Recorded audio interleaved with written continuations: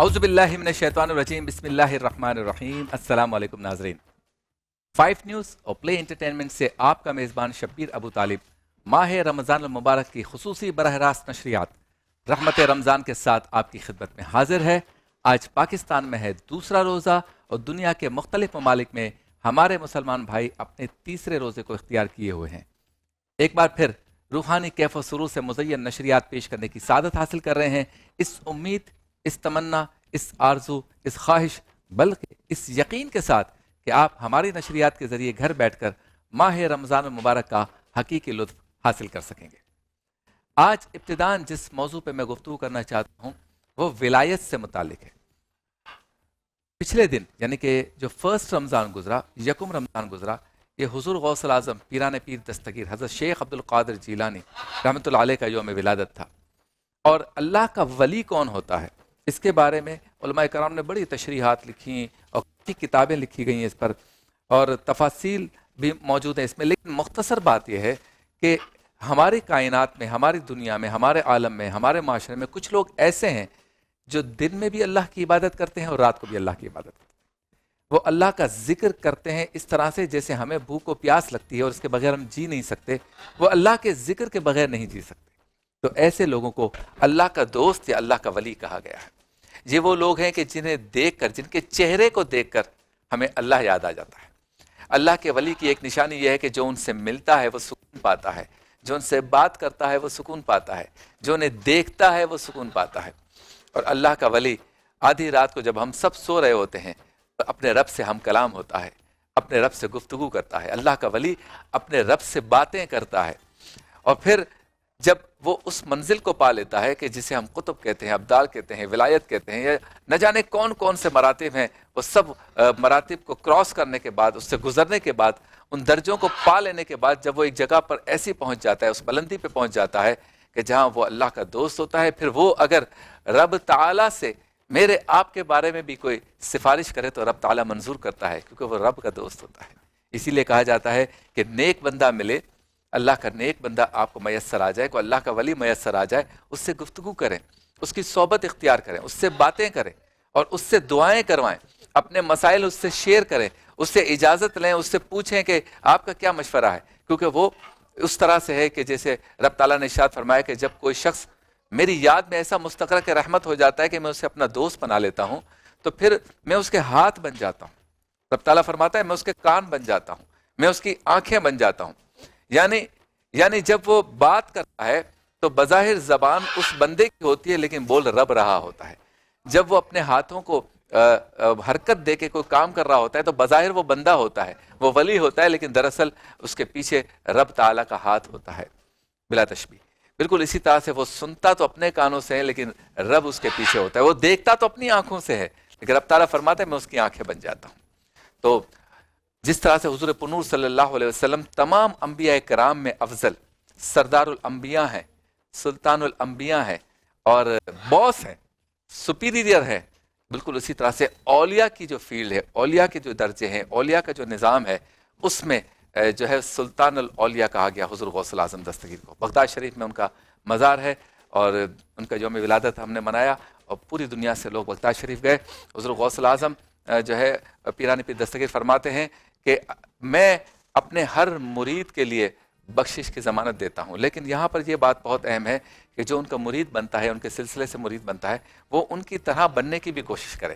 یعنی جھوٹ نہیں بولنا، چغلی نہیں کرنی اور گالی نہیں دینی، جھوٹے وعدے نہیں کرنے، جھوٹی قسمیں نہیں ہونی چاہیے، اور پھر نماز کی پابندی ہو، فرائض کی پابندی ہو، حیا کا پیکر ہو، لوگوں کی مدد کرنے کا جذبہ ہو.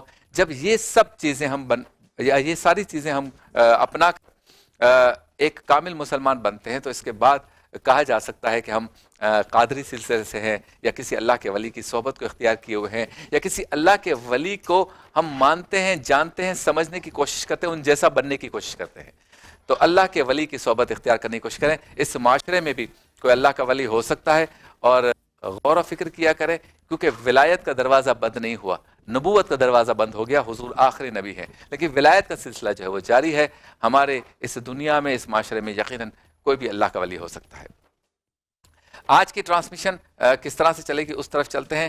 آج بھی آپ کے سامنے خوبصورت سیگمنٹس لے کر ہم حاضر ہوں گے اور ہر سیگمنٹ جو ہے اس میں روزانہ ایک نیا موضوع ہوگا. جب ہم وقفے پہ جائیں گے واپس آئیں گے تو آؤ بات کریں ہمارا سیگمنٹ ہوگا, اور آؤ بات کریں کے بعد آؤ بات کریں میں ہم گفتگو کریں گے سوشل میڈیا کے ذریعے جو فراڈز ہو رہے ہیں. آپ دیکھ سکتے ہیں کہ یہ جو سماجی ویب سائٹس ہیں, سماجی رابطے کی ویب سائٹس, ان کے جہاں فائدے ہیں, جہاں سہولتیں ہیں, وہاں ان کے ذریعے فراڈز بھی ہو رہے ہیں. تو اس پر ہم گفتگو کریں گے. اس کے بعد ہمارا سیگمنٹ ہوگا احتیاط لازم ہے, جس میں کوئی بھی ہیلتھ ایکسپرٹ ہمارے ساتھ ہوتے ہیں. آج بھی حماد احمد شاہ ہمارے ساتھ ہیں, اور آج ہم گفتگو کریں گے معدے کی تیزابیت کے حوالے سے کہ کیا احتیاطیں کریں کہ معدے کی تیزابیت والی جو بیماری ہے یا یہ جو بیماری ہے اس سے ہم بچ جائیں. نبیوں کی باتیں ہمارا سیگمنٹ ہے جس میں حضرت آدم علیہ السلام کا تذکرہ کریں گے مفتی اسحاق مدنی صاحب. اور اس کے بعد رمضان پاکستان میں ہمارا یہاں پر جو ہے وہ ایک بہترین ٹاک شو ہوتا ہے, سجتا ہے مہمانوں سے. ایک این جی او ہمارے ساتھ ہوتی ہیں. آج کڈنی سے متعلق ایک بہت ہی خوبصورت کام کرنے والے ہماری این جی او ہے جو گردے کی بیماریوں کا علاج کرتے ہیں مفت میں, اور ان سے ہم گفتگو کریں گے. اور ساتھ ہی جو ہے ہمارے ساتھ کوئی نہ کوئی ٹریڈر ہوں گے, تاجر ہوں گے, پولیٹیشینز ہوں گے, علماء کرام ہوں گے. تو یہ ایک محفل ہوتی ہے جس کا نام ہم نے رکھا ہے رمضان پاکستان. اس کے بعد ہمارا سیگمنٹ ہوگا افطار مزیدار, جس میں ہمارے بہت ہی پیارے شیف اسد آج بنائیں گے چکن ٹکا سینڈوچ اور دہی بھلے چنا چاٹ. بچوں کا رمضان ہم کوشش کریں گے آج کا آغاز ہو جائے, ورنہ بچوں کا رمضان میں ہم روزانہ بچوں کو سمجھانے کی کوشش کریں گے کہ وہ کس طرح سے ایک بہترین انسان بن سکتے ہیں, اپنی زندگی کو گزار سکتے ہیں. اور ہم نے موضوعات اس میں اس طرح سے رکھے ہیں کہ جیسے والدین کا احترام کرنا ضروری ہے, یا اچھی صحبت ضروری ہے, صفائی ستھرائی کا خیال رکھنا ضروری ہے, جھوٹ نہیں بولنا. تو اس طرح کے ہم نے موضوعات رکھے ہیں بچوں کے لیے.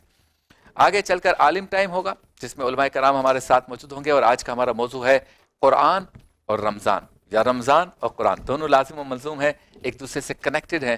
تو عالم ٹائم میں ہمارا موضوع ہوگا رمضان اور قرآن. اور ورفانہ لکا ذکرک میں ہوں گی نعتیں. رونق افطار میں مفتی غلام دستگیر صاحب سورہ کوثر کی فضیلت بیان کریں گے, اور قبولیت کے لمحات میں جبکہ کراچی اس کے مضافات میں اذان مغرب میں چند منٹس باقی ہوں گے تو اسی سیٹ سے اذان مغرب لائیو ہوگی, لیکن اس سے پہلے دعا ہوگی, مناجات ہوگی. تو ہمارے نشریات کی یہ خوبصورتی ہے, ہم معاشرے کے مسائل کو بھی ساتھ لے کے چلتے ہیں, آپ سے گفتگو بھی کرتے ہیں, چاہتے ہیں کہ آپ گھر بیٹھے ہوں تو ایک روحانیت بھی ملے, شرعی معاملات بھی ڈسکس کرتے ہیں, اور آپ کی ہماری زندگیوں کے جو معاملات ہیں اس کو بھی ڈسکس کرتے ہیں. چلتے ہیں بریک کی جانب. بریک کے بعد جب واپس آئیں گے آؤ بات کریں, اور آؤ بات کریں کا جو سیگمنٹ اس میں آج ہمارا موضوع ہے سوشل میڈیا کے ذریعے فراڈ. سے ملاقات ہوتی ہے مختصر سے وقفے کے بعد.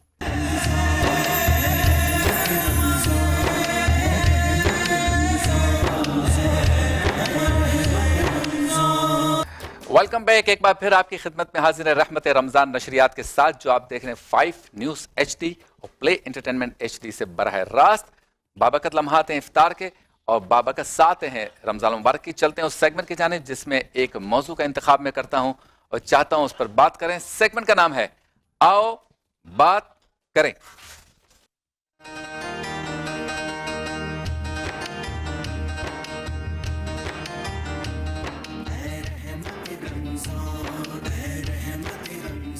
آؤ بات کریں میں آج ہم بات کریں گے سوشل میڈیا کے ذریعے ہونے والے فراڈز پر, اور یہ بہت ہی اہم مسئلہ ہے, اور یہ فراڈ مالی بھی ہو سکتا ہے, کردار کے حوالے سے بھی ہو سکتا ہے, جانی بھی ہو سکتا ہے.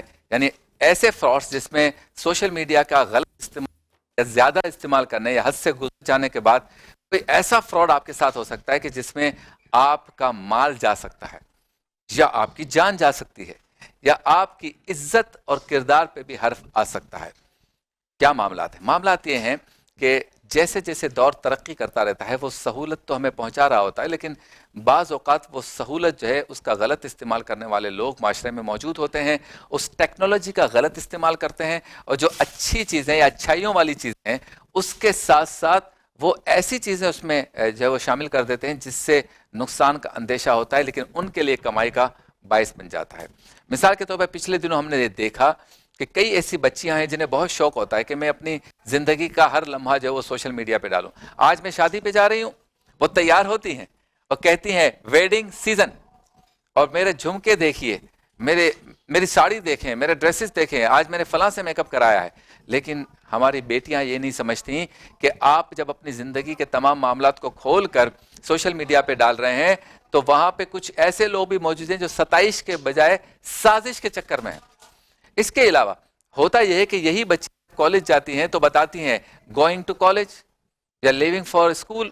جب وہ لکھتی ہیں اور کبھی کبھی اس میں نام لکھ دیتی ہیں کہ کون سی اسکول کون سی کالج پہ جا رہی ہوں یا کالج میں جا رہی ہوں, تو اس سے وہ ایڈریس پتہ چل جاتا ہے. اس کے بعد معاملہ شروع ہو جاتے ہیں. کچھ بچیاں ہماری ایسی ہیں کہ جو ٹیلی فون نمبرز تک ڈال دیتی ہیں جس سے بھی مسائل پیدا ہوتے ہیں. تو اس کے بعد فراڈ کا ایک سلسلہ شروع ہوتا ہے, اس میں بلیک میلنگ کا ایک سلسلہ شروع ہوتا ہے, اس میں لائف تھریٹن کرنے کا یا دھمکیاں دینے کا ایک سلسلہ شروع ہوتا ہے جس سے والدین پریشان ہوتے ہیں. پھر ایسے سافٹ ویئر آ گئے ہیں کہ جو تصویر کو برہنہ کر دیتے ہیں, تو اس کے بعد ماں باپ کے لیے بھی ایک مسئلہ آ جاتا ہے, اس بچی کی زندگی تباہ ہو جاتی ہے. دوسرا سوشل میڈیا کے ذریعے جو معروف فراڈ ہے وہ اغوا کا شروع ہو گیا. یعنی ہمارے نوجوان بچے جو ہیں وہ گیمز کھیلتے ہیں, اپنی آئی ڈی دے دیتے ہیں, اپنا پاسورڈ دے دیتے ہیں, پھر اس سے لنک کر کے جن لوگوں کو خرابی پیدا کرنی ہوتی ہے وہ والدین کے پاسورڈ اور آئی ڈی تک پہنچ جاتے ہیں یا رشتہ داروں کے پاسورڈ آئی ڈی تک پہنچ جاتے ہیں. پھر اس آئی ڈی میں انٹر ہو کے وہ پورے خاندان کو پکڑ لیتے ہیں اور پھر وہاں سے اغوا کا سلسلہ بھی شروع ہو جاتا ہے, وہاں سے بلیک میلنگ کا سلسلہ بھی شروع ہو جاتا ہے کہ اتنے پیسے دو, آپ نے یہ بٹن کلک کیا تھا, آپ کے نام پہ اتنے پیسے چڑھ گئے. ایک اور سوشل میڈیا کے ذریعے جو فراڈ ہو رہا ہے وہ مالی ہو رہا ہے, مکمل مالی. وہ ایسے ہو رہا ہے کہ بینک اکاؤنٹس کی ڈیٹیل آپ نے غلطی سے سوشل میڈیا پہ ڈال دی, بس کیا ہے, اس کے بعد آپ کا کریڈٹ کارڈ خالی, آپ کا ڈیبٹ کارڈ خالی, آپ کا اکاؤنٹ خالی. اس کے علاوہ جب آپ شاپنگ کرنے جاتے ہیں سوشل میڈیا کے ذریعے یا نیٹ کے ذریعے, تو وہاں پر بھی ہمیں خیال رکھنا ہے کہ ہم کون سی ویب سائٹ پہ اپنی تفصیلات دے رہے ہیں بینکس وغیرہ کی.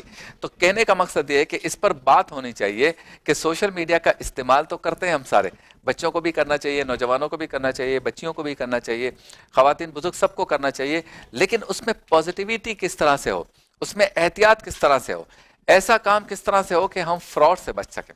اللہ تعالیٰ سے دعا ہے کہ ہمیں ٹیکنالوجی کا صحیح استعمال کرنے کی توفیق عطا فرمائے, اور معاشرے میں ایسے لوگ جو ہیں جو اس اہم ایجاد یا ٹیکنالوجی کا غلط استعمال کر کے ہم سب لوگوں کو, معاشرے کے لوگوں کو, بچوں کو, بچیوں کو نقصان پہنچانا چاہتے ہیں, اللہ انہیں عقل بھی دے, اور پھر حکومت ایسے قوانین بھی بنائے یا ان قوانین کو سخت ترین کرے اور اپلیکیبل ہو, یعنی وہ نظر بھی آئے کہ رائج ہوئے ہیں, سزا بھی ہو لوگوں کو جو سوشل میڈیا کے ذریعے فراڈز کرتے ہیں. مفتی اسحاق مدنی صاحب ہمارے ساتھ موجود ہیں. السلام علیکم مفتی صاحب, کیسے ہیں آپ؟ ٹھیک ہے, خیریت سے؟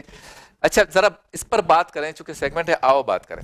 اور ہم نے جو گفتگو کی ابھی آپ نے یقیناً سماعت فرمائی ہوگی کہ سوشل میڈیا کے ذریعے فراڈ بڑھ گیا ہے, استعمال بھی اس کا ضروری ہے, تو کس طرح فراڈ سے بچا جائے, کیا احتیاطیں کرنی چاہیے اور کس کس کی کیا ذمہ داری؟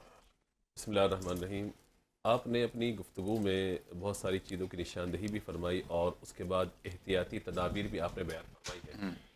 میں یہ سمجھتا ہوں کہ ہم جو ہے نا وہ اپنی پوری زندگی سمیٹ کر اس میں آ گئے ہیں, جو کچھ کرنا ہے ہمیں اسی کے ساتھ ہی کرنا ہے اور اسی کے ذریعے ہی کرنا ہے. جب کرنا ہے تو کچھ چیزیں جو ہے وہ آپ کو ہائڈ ضرور کرنی چاہیے. مثال کے طور پر اکثر یہ ہوتا ہے کہ جب عمرے وغیرہ کے لوگ جا رہے ہوتے ہیں تو وہ اپنا ویزا شیئر کر دیتے ہیں کہ میرا مدینے سے بلاوا آ گیا, میں عمرے پہ جا رہا ہوں. اب جب ویزا شیئر کر دیتے ہیں تو وہاں پہ پوری ڈیٹیل, پاسپورٹ نمبر سمیت تمام چیزیں آ رہی ہوتی ہیں, اور پھر اس کو سرچ کر کے اس کے نام کی فیک آئی ڈی بنا کر وہ یہاں سے گیا احرام باندھ کے عمرہ کرنے, اور اس کے نام سے پیچھے اس کے دوستوں کو سارے میسیج آ جاتے ہیں کہ جناب میں عمرے پہ گیا ہوں, میرے یہ مسئلے ہو گئے, لہٰذا میرے اکاؤنٹ میں اتنی پیمنٹ ٹرانسفر کر دی جائے. اور ہمارے یہاں درویش لوگ بھی ایسے ہیں کہ کنفرم کیے بغیر پیمنٹ ٹرانسفر کرنا شروع کر دیتے ہیں. بالکل. ابھی 2-3 دن قبل کی بات ہے, رمضان سے 2 دن قبل یونیورسٹی کے اندر ایک گروپ ہے, اسٹڈی گروپ, اس میں جو کلاس فیلوز ہیں ان میں سے ایک خاتون کا جو ہے وہ واٹس ایپ جو ہے ہیک ہو گیا. اچھا. اور اس نے اپنے نام سے تمام کو میسیج ڈالے اور تمام لوگوں نے تقریباً 70-80 ہزار روپے ٹرانسفر کر دیا اس کے اکاؤنٹ میں. صحیح. 1-8 گھنٹے بعد اسے گروپ میں میسیج ڈالے کہ بھائی میرا جو ہے واٹس ایپ ہیک ہو گیا, تو لہٰذا کوئی اس طرح کی پیمنٹ ٹرانسفر نہ کرے, لیکن اس سے پہلے ساری کارروائی ہو چکی تھی. اللہ. تو یہ ہے کہ حالات بہرحال ایسے ضرور ہیں کہ اگر کوئی آپ سے مدد کا مطالبہ کرتا ہے, تقاضا کرتے ہیں, تو آپ کم از کم کنفرم ضرور کیجئے اس سے. مثال کے طور پہ شبیر صاحب نے میسیج کیا, تو میں شبیر صاحب سے, ان کے گھر والے سے کہیں نہ کہیں رابطہ کر کے جب تک کہ کنفرم نہ ہو جائے کہ واقعی آپ کی طرف سے وہ رابطہ ہوا ہے, تو اس وقت تک یہ چیز بچیوں کے متعلق بتائیں. والدین بڑے پریشان رہتے ہیں, پھر ہمارے ہاں ادارے بھی یقیناً اتنے پختہ نہیں ہیں نظام کے اعتبار سے, عزتیں بھی چلی جاتی ہیں, بہت روتے ہیں. اداروں کو بھی نا آدھا سچ بتایا جاتا ہے, پورا سچ نہیں بتایا جاتا. اور پھر جو بچوں کی ایکٹیویٹیز ہیں ان پہ والدین کو نظر رکھنا بھی ضروری ہے. اس وقت ہمارے یہاں سندھ کے اندر 2-3 کیسز چل رہے ہیں نوجوان بچوں کے اعتبار سے، قتل دیگر چیزوں کے حوالے سے. ظاہر عدالت میں کیسے ہم اس پہ بات نہیں کریں گے، ڈسکس نہیں کریں گے، لیکن کہیں نہ کہیں ان ایکٹیویٹیز پر والدین کی نظر ضرور ہونی چاہیے کہ بچہ کہاں جا رہا ہے، کس سے رابطے میں ہے، کیا نہیں ہے. اور والدین اور بچوں کے درمیان جو کمیونیکیشن گیپ ہے اس کو بھی ختم ہونا ضروری ہے، تاکہ بچے اپنی ہر بات اپنے والدین سے کر سکیں. خدا نخواستہ کوئی ان سے لاس ہو گیا، کوئی نقصان ہو گیا، تو والدین سے گفتگو کر کے اس مسئلے کا حل دریافت کریں کہ یہ معاملہ ہو گیا. اور پھر اگر آپ اداروں کے پاس جاتے تو وہاں بھی جا کر مکمل تفصیلات ان کو بیان کیجئے کہ یہ صورتحال ہے، اس میں آپ ہماری کیا ہیلپ کر سکتے ہیں. آدھا سچ اور آدھا جھوٹ جب اس طرح کی چیزیں آگے اداروں کے پاس پہنچتی ہیں تو ان کو بھی دائرہ پریشانی کا سامنا ہوتا ہے. تو مکمل معلومات کے ساتھ چیزیں ہونی چاہیے. ایک بات بڑی اچھی آپ نے فرمائی ہے کہ ابھی ہم یہاں جا رہے ہیں، ابھی ہم وہاں جا رہے ہیں، یہ کر رہے ہیں، وہ کر رہے ہیں. اور بعض اوقات جو ہے وہ ہمیں یہ شوق ہوتا ہے کہ مثال کے طور پر ہم شہر سے باہر جا رہے ہیں، کوئی پکنک پوائنٹ پہ جا رہے ہیں تو اس کی لوکیشن پہلے سے ڈال دیتے ہیں کہ ہم جو ہے مطلب جا رہے ہیں، یعنی ہم اپنی زندگی کیسے گزار رہے ہیں وہ بتانے کا ہمیں شوق ہے. جی بتانے کا شوق ہے. اور پھر اس بتانے کے اندر کہیں نہ کہیں پھر راستے میں حادثات ہو جاتے ہیں، کوئی معاملات ہو جاتے ہیں. تو آپ اپنی فیملی کو آپ آگاہ کریں، اس کے علاوہ میرے خیال میں کسی اور کو آگاہ کرنے کی ضرورت نہیں ہے. احتیاط کرتے رہیں گے، انشاءاللہ آسانی رہے گی. کیا بات ہے. اچھا یہ بھی ہونا چاہیے میرے خیال سے کہ ہمارے ہاں والدین کو اپنے بچوں کو بٹھا کر اس پر گفتگو کرنی چاہیے کہ بیٹا آپ موبائل استعمال کر رہے ہیں، آپ بھی کر رہی ہیں، آپ بھی کر رہے ہیں، تو بیٹا آج کل یہ معاملات چل رہے ہیں، کسی کو اپنا پاسورڈ نہیں دینا، اپنا اکاؤنٹ نمبر نہیں دینا، اپنے ڈیڈی کا، ابو کا، امی کا کسی کا آئی ڈی کارڈ نہیں دینا. اور استعمال کرو تو دیکھو تم گیم کھیلتے ہو تو اپنی کوئی چیز وہاں پر شیئر نہیں کرنا پرسنل. اس طرح سے اگر ہم آپس میں ذرا گفتگو کر لیں، کوئی بھی نئی چیز آتی ہے فراڈ کے حوالے سے اور گھر میں ہم ایک دوسرے کو اپڈیٹ کریں تو اس سے بھی سوشل میڈیا کے ذریعے ہونے والے فراڈ سے بچا جا سکتا ہے. ڈرانا مقصود نہیں ہے، احتیاط کروانا مقصود ہے، محتاط کروانا مقصود ہے. اپنے دوستوں کو بھی بتائیں کہ اگر کوئی واقعہ ایسا ہو جائے کہ جس میں آپ کے ساتھ فراڈ ہو تو اپنے دوستوں کو بتائیں کہ آپ نے اس سے بچنا ہے، میرے ساتھ یہ ہو چکا ہے. چلتے ہیں بریک کی جانب. بریک کے بعد انشاءاللہ تعالی ہمارے ساتھ احتیاط لازم ہے کہ سیگمنٹ میں موجود ہوں گے ڈاکٹر صاحب، اور ان سے ہم پوچھیں گے کہ معدے کی تیزابیت نہ ہو اس کے لیے کیا احتیاط کریں. ایک مختصر سے وقفے کے بعد.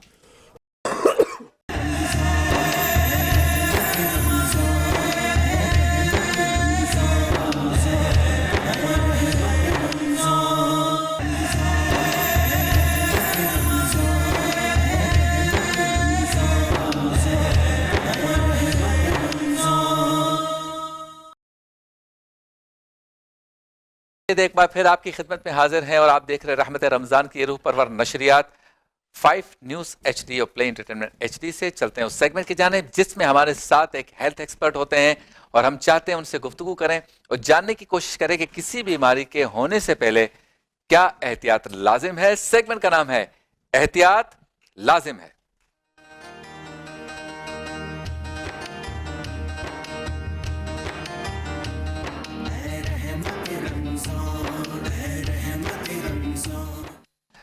جی احتیاط لازم ہے میں آج ہم گفتگو کریں گے معدے کی تیزابیت کے حوالے سے، اور ہم جاتے ہیں ڈاکٹر کے پاس اس وقت جب تیزابیت ہو چکی ہوتی ہے.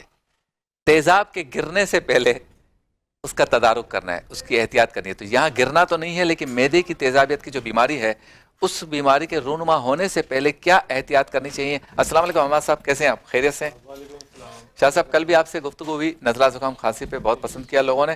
یہ بتائیے کہ ایک تو معدے کی تیزابیت کیا ہوتی ہے اور اس کے بعد ہم چلیں گے کہ اس بیماری کے نہ ہونے کی کیا صورت ہے کہ ہم اس کے لیے احتیاط کریں. اچھا معدے کا جو ٹاپک ہے تقریباً اگر ہم ورلڈ وائڈ دیکھیں نا جی تو کہتے ہیں ایک اپروکس تعداد لگائی جائے تو 8 ارب لوگ ہیں دنیا میں. اچھا. اور تقریباً سمجھیں کہ 3 ارب ایسے لوگ ہیں جن کو پیٹ کا عرضہ ہے. اچھا یعنی پرفیکٹ پیٹ سے 5 ارب لوگوں کا ہے. ہاں مطلب کہہ سکتے ہیں ایسا. ٹھیک ہے. اچھا ہمارے اگر ہم کراچی میں دیکھیں کہ گیسٹرو کے پیشنٹ بہت آتے ہیں، اس کی عمومی وجہ سب سے جو بیسک اور سب سے عمومی وجہ ہے، آپ بھی اس بات کو ایگری کریں گے کہ ہم کھانا کھاتے ہیں، ہم ڈائجسٹ نہیں کرتے، ہم نیکسٹ کھانا لے لیتے ہیں دوبارہ سے. اچھا جب تک پہلا کھانا ہضم نہیں ہوتا ہمیں نیکسٹ کوئی بھی میل نہیں لینا ہے. تو ہم ہضم کرنے کے لیے کیا کریں؟ ہضم کرنے کے لیے پہلی بات تو یہ کہ پیٹ بھر کے کھانا کھائیں. اگر بھوک زیادہ ہے لوگ یہاں تک کھا لیتے ہیں. اچھا ٹھیک ہے. اب اس سے کیا ہوتا ہے کہ پیٹ بھر کے کھانا ہوتا ہے، سینہ بھر کے کھا لیتے ہیں. وہ یہاں تک کھا لیتے ہیں نا، اور بعض لوگ سب کھا لیتے ہیں. ٹھیک ہے. اچھا اب اس میں یہی ہوتا ہے کہ آپ کا جو اسٹمک ہے وہ ڈسٹرب ہو جاتا ہے. ٹھیک ہے. وہ اپنا کیا کہتے ہیں ایسڈ ریفلکس وہ نہیں دے رہا ہوتا جس سے کھانا ہضم ہو، پھر آپ کو بلاٹنگ ہوتی ہے. اور مطلب اگر میں بتاؤں کہ آپ کو سینے میں کھانا جمے گا، آپ کو کھٹی ڈگا رہیں گی، کھانے کے پارٹیکلز آپ کے حلق میں آئیں گے، آپ کو بعض اوقات وامٹنگ بھی ہو جائے گی، بعض اوقات آپ کی طبیعت خراب ہو جاتی ہے، لوگ اس میں چکر آتے ہیں، وامٹنگ، اس میں کیا کہتے ہیں طبیعت بہت نڈھال ہو جاتی ہے. اب آیا کہ کیا گیا، سب سے پہلے یہی چیز ہے، آپ نے بہت اچھا کہا کہ کوئی چیز ایسی نقصان میں نہ آ جائے اس سے پہلے اس کا تدارک کر لیا جائے. اور ہمیں احتیاط اس لیے لازم ہے کہ بریک آ جائے تو بریک لینی ہے، ورنہ نشریات کے لیے احتیاط کا مسئلہ ہو جاتا ہے. مختصر سا وقفہ، ہیڈ لائنز کی طرف جائیں گے، مختصر سے وقفے کے بعد آپ سے دوبارہ ملاقات.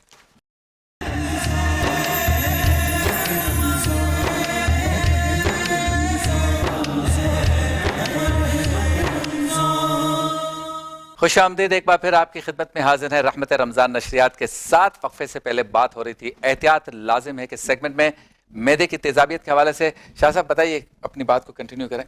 جی بالکل. دنیا میں 8 ارب لوگ ہیں جن میں سے 5 ارب کے پیٹ صحیح ہیں، 3 ارب کے لیے کہا جاتا ہے کہ شاید ان کے معدے خراب ہیں. کہہ سکتے ہیں، یہ بڑا اچھا ایک میں نے سینٹنس کہا ہے. عمومی میں نے دیکھیں ابھی بریک سے پہلے بھی میں نے یہ بتایا کہ ہم لوگ پہلا کھانا ہضم کرتے نہیں تو ہم دوسرا لے لیتے ہیں. ہمیں جو اللہ تعالیٰ نے ہمیں یہ عطا ریسہ عطا کی ہے نا، اگر خدا نہ کرے، آپ نے سنا ہوگا کہ کیا کہتے ہیں کڈنی ٹرانسپلانٹ یا لیور ٹرانسپلانٹ، آپ جا کے دیکھیں کروڑ روپے کی ان کی قیمت ہے. اب ہم اس کو ہی اگر ہم لوگ اس طریقے سے اس کو یوز ٹو کر لیں گے تو یہ چیزیں ہمارے آرگن یوزرس ہو جائیں گے. ٹھیک ہے. اس کا سب سے عمومی جو تیزابیت کا جو سب سے عنصر پایا جاتا ہے وہ ہے ایچ پیلوری. ٹھیک ہے. ایچ پیلوری کہتے ہیں ہیلیکوبیکٹر پیلوری کو. یہ سب سے پہلے ڈسکور ہوا تھا، یہ سبزیوں میں پایا گیا تھا. اچھا کچی سبزیوں میں بھی پایا گیا، پھلوں میں پایا گیا. کچھ لوگ جیسے سبزیاں یا پھل وغیرہ دھو کے نہیں رکھتے یا ویسے ہی کھا لیتے ہیں، بس سرسری دھویا کاٹا، اس سے بھی ہو جاتی ہے تیزابیت. اس سے بھی ہو جاتی ہے. اب یہ ایچ پیلوری جو ہے یہ جاتا ہے آپ کے پیٹ میں، یہ معدے کے اندر پرورش پا لیتا ہے. اس سے آپ کو السر کا خطرہ ہوتا ہے. ٹھیک ہے. معدے کے اندر چھالے بنتے ہیں، تیزابیت ہوتی ہے. آپ جیسی کوئی بھی کھانا کھائیں گے واپسی آپ کو جو ہے وامٹ دے دے گا وہ. ٹھیک ہے. میں اسی شو کے جو ہے تحت میں یہاں پہ اس کا علاج بھی بتا دوں گا ہربل سے، بہت اچھا. اس کا سمپل ایک طریقہ یہ ہوتا ہے کہ اگر آپ کوئی بھی اینٹی بائیوٹک، پہلے تو بات یہ ہے کہ اینٹی بائیوٹک کو تمام چیزوں سے اس وقت استعمال کریں کہ جب بہت زیادہ اشد ضرورت ہو. کیونکہ دیکھیں اینٹی بائیوٹک کا یوز اس لیے بھی بڑھ گیا ہے کہ ہمارے نا غذاؤں میں اور دواؤں میں ریزسٹنس بہت آ گیا. ریزسٹنس بہت ہے. اب جب تک ہم نہیں لیتے تو ہمیں آرام نہیں آتا. صحیح. ٹھیک ہے. اور اچھا علامات کیا ہیں؟ جیسے مجھے کیسے پتا چلے کہ میرے معدے میں تیزابیت ہے؟ ایسے کوئی درد ہوتا ہے یا نارمل کبھی زیادہ کھا لیا، یا یہ مرچ والی کوئی چیز، جیسے ہم باہر کبھی کبھی کڑھائی گوشت کھاتے ہیں تو اسے کہتے ہیں ذرا مرچی تیز رکھنا، یا چاٹ کھاتے ہیں تو اس میں کہتے ہیں مرچی تیز رکھنا، اس کے بعد جو فیلنگس آتی ہیں، یہ تیزابیت ہے یا یہ کوئی مستقل بات؟ اس میں دیکھیں امیون اچھا ہوگا نا تو جن کی قوت مدافعت اچھی ہوتی ہے ان کو کوئی بھی اسٹمک پرابلم فیل بہت جلدی نہیں ہوتی ہے. اچھا. لیکن وہ اندر ہی اندر سفر کر رہے ہوتے ہیں. صحیح. جو دوسرے لوگ ہوتے ہیں جن کی امیون نارمل نہیں ہوتی یا ویک ہوتی ہے یا نارمل بھی ہم کہہ لیتے ہیں، تو ان کو یہاں پہ نا اس جگہ پہ جہاں میں ہاتھ رکھتا ہوں یہاں پہ پین ہوتا ہے. اچھا. ٹھیک ہے. آپ یہ تھا جب ڈاکٹرز کے ہم چیک اپ کروانے جاتے ہیں تو گیسٹرو کا کوئی بھی ڈاکٹر ہوگا، جنرل فزیشین ہوگا، آپ کو لے ڈاؤن کرے گا، لٹا کے آپ کا پیٹ دبا کے یہیں پہ دبا تو آپ ایک جو ہے شوق سے ایک پین لگتا ہے. تو یہ اس کی علامات یہ بھی ہوتی ہے. تیسرا اس کا عنصر یہ ہوتا ہے کہ آپ کو جو ہے نا بھوک نہیں لگتی ہے، آپ کی آہستہ آہستہ کم ہوتی ہے، سینے میں تیزابیت اور کچھ ایسا ہوتا ہے بلاٹنگ سی فیل ہوتی ہے. جمایا ایسا لگتا ہے کہ کھانے کا نوالا کھایا تو یہیں اٹکا ہوا ہے، تو لوگ پانی لے کے اس کو جو ہے نا ڈائجیشن کرنے کی کوشش کرتے ہیں. صحیح. اچھا آپ بتائیں کیا میں احتیاط کروں کہ مجھے یہ تیزابیت کا مرض ہو ہی نہ؟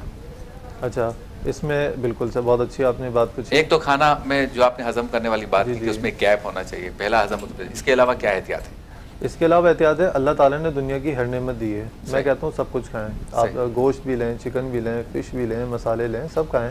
کوئی تیز کھاتا ہے، کوئی ہلکا کھاتا ہے، ایز پر کنڈیشن آپ کا جو بھی ٹیسٹ ہے. بٹ یہ کہ اگر آپ کی جو ہے نا 2 روٹی کھانے کی کیپیسٹی ہے نا میدے کی، تو آپ اس میں سے کوارٹر حصہ کم کر لیں.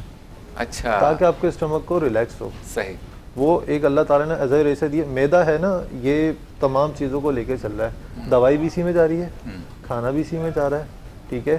یہ اگر کہتے ہیں ہمارے استاد کہتے تھے کہ اگر میدا ناراض ہو گیا نا تو بس آپ کی پوری ہم باڈی محبوبہ کو منانے کے چکر میں معدے کو نہیں منا رہے. میں دیکھو نہیں بنا. اچھا مفتی صاحب, ابھی جیسے کہ شاہ صاحب نے بتایا نا کہ کچھ جگہ خالی چھوڑیں, اس کے بارے میں سرکار کی حدیث کا بھی مفہوم ہے نا کھانا کھانے کے آداب میں کہ جتنی بھوک ہو اور آپ سے کم, اس کے بارے میں کچھ بتائیں. جی بسم اللہ الرحمن الرحیم. میرے آقا علیہ الصلوۃ والسلام نے فرمایا کہ ابن آدم کو چند لقمے ہی کافی ہیں جو اس کی پیٹھ کو سیدھا کر دے, پیٹھ کو سیدھا کر دے. دوسرا فرمایا کہ اگر تم نے کھانا ہی ہے تو اپنی خوراک کے 3 حصے کرو, 1/3 کھانا, 1/3 پانی اور 1 حصہ ہوا کے لیے. یعنی اگر 3 روٹی آپ نے پورے دن میں کھانی ہے تو اس کو ڈیوائڈ اس طرح سے کیجیے کہ آپ 1 روٹی کھا لیجیے, تو یوں مطلب جو وہ سلسلہ ہو جائے گا. ہمارے دوست وہ کہتے تھے کھانے کے 3 حصے کرو, 1 ناشتہ, 1 دوپہر کا کھانا, 1 رات کا کھانا. تو ہم نے کہا یوں نہیں ہے, بلکہ کھانے کے 3 حصے سے مراد یہ کہ جتنا کھانا ہے اس کو 3 حصے میں آپ ڈیوائڈ کریں. یہ اتنا سارا کھانا ہے اس کے 3 حصے کیے, 1 ابھی کھاؤں گا, 1 15 منٹ بعد, 1 آدھے گھنٹے بعد. اچھا شاہ صاحب, دوائیاں لوگ استعمال کرتے ہیں اپنی طرف سے کہ مجھے ٹھنڈک مل جائے گی, یہ دوائی کھا لوں تو میری تیزابیت ختم ہو جائیں گی, ان لوگوں کے لیے کیا مشورہ ہے؟ ان لوگوں کے لیے مشورہ یہ کہ پھر وہی بات آتی ہے. سب سے پہلی بات عمومی یہ ہے کہ ہمارے جو مفتی صاحب ہیں بہت اچھی انہوں نے بات کی ہے. ایک تو کھانے کے فوراً بعد پانی نہ پئیں, ٹھیک ہے, اور کھانے کے بعد کم سے کم کہتے ہیں چہل قدمی کریں. چہل 40 کو کہتے ہیں, کم سے کم 40 قدم چلیں تاکہ آپ کا کھانا تھوڑا سا اسٹیبل ہو جائے, نیچے ہو جائے, پھر وہ آپ کا اسٹمک اس کو ہضم کرنے کی طرف جائے گا. صحیح. لوگ اینٹاسڈ لیتے ہیں. اس میں اینٹاسڈ کیا ہوتا ہے کہ تیزابیت کے سیرپ, نارملی کیپسولس لیتے ہیں, کوئی کچھ لیتا ہے, کوئی کچھ لیتا ہے. میں یہاں پہ آپ کو ایک چھوٹی سی ریمیڈی بتا دیتا ہوں, اگر لوگ گھر میں رکھیں بہت اچھا ہے. وہ یہ کہ آپ 100 گرام مصری لے لیں, ٹھیک ہے, اس میں آپ 20 گرام کوئی بھی نارملی ریفائنڈ سالٹ لے لیں, اور تقریباً 10 گرام کھانے کا سوڈا. ان تمام کو پیسیں, باریک پیس کے رکھیں. جب بھی آپ کھانا کھائیں اور آپ کو لگتا ہے کہ آپ کو تیزابیت, کھٹی ڈکاریں, افارہ یا معدے میں جلن یا کانسٹیپیشن ہے, آپ نے ½ ٹی اسپون بس آپ نے وہ لے کے اور پانی پی لیجیے گا. انشاءاللہ تعالی سے آہستہ آہستہ یہ چیزیں بہتر ہونے لگ جائیں گی. بہت خوب شاہ صاحب. اور ایک چیز میں اور مینشن کر دوں اس چینل سے کہ لوگ دیکھ رہے ہیں, اور انشاءاللہ تعالی بھرپور اس کا امپیکٹ پیدا ہوگا کہ ایچ پیلوری جو معدے کے اندر جراثیم پایا جاتا ہے, 3 چیزیں ہیں اس میں. آتا ہے چوپ چینی, کباب چینی اور ریون چینی. 20-20 گرام لے لیں, ان تینوں کو کرش کریں یا گھر میں گلینڈر کر کے پیس کے رکھ لیں. بس اس میں سے ½ ٹی اسپون صبح ناشتے سے پہلے آپ نے 1 گلاس پانی میں ڈائلیوٹ کر کے پینا ہے, اور 1 گلاس پانی میں ½ ٹی اسپون رات کھانا کھانے سے آدھے گھنٹے پہلے پینا ہے. آپ یہ 14 دن کی تھیریپی کر لیں. آپ کے معدے کے اندر, جگر کے اندر جتنے بھی ایسے جراثیم ہوں گے جو آپ کی باڈی کو, بلڈ کو, ڈائجیشن سسٹم کو متاثر کر رہے ہیں, انشاءاللہ تعالی اس کا آؤٹ پٹ آپ کو بہت اچھا امپیکٹ. کیا بات ہے. اور آج شاہ صاحب نے ہمیں بتا دیا کہ معدہ اگر ناراض ہے تو پھر باقی آپ بیوٹیفیکیشن کریں اپنے چہرے کی, بال اچھے بنا لیں, کلر اچھا کر لیں, اور جسامت کو ٹھیک کرنے کی دوائیاں کھا لیں. معدہ ڈسٹرب ہے تو بھائی کوئی چیز کام نہیں کرے گی. پھر آپ نے جانا ہے گردے والے ہاسپٹل اور لیور والے ڈاکٹر, اور یہ سارے آپ ادھر بیٹھے ہوں گے, یہ بیوٹی سب سائڈ پہ ہو جائے گی. تو معدے کی تیزابیت کے حوالے سے بہت خوبصورت گفتگو فرمائی, بہت شکریہ آپ کا. ایک ہمارا سیگمنٹ ہوگا روزانہ جس میں ہم اللہ کے نبیوں کے بارے میں تذکرہ کریں گے, اور روزانہ مفتی اسحاق مدنی صاحب کسی ایک نبی سے متعلق مختصر بات, چونکہ قصص الانبیاء یا انبیاء کے قصے, ان کی زندگی کے حالات پہ تو ہم پورا سال بھی پروگرام کریں تو مکمل نہیں کر سکتے. ان کا جو نام ہے اس کے مطلب پر یا مطالب پہ گفتگو کریں تو ہمیں پوری ٹرانسمیشن چاہیے, لیکن کوشش کریں گے کہ مختصر وقت میں ہم کسی بھی نبی کا تذکرہ کر کے ایک سعادت حاصل کریں گے. تو سیگمنٹ کا نام ہے نبیوں کی باتیں.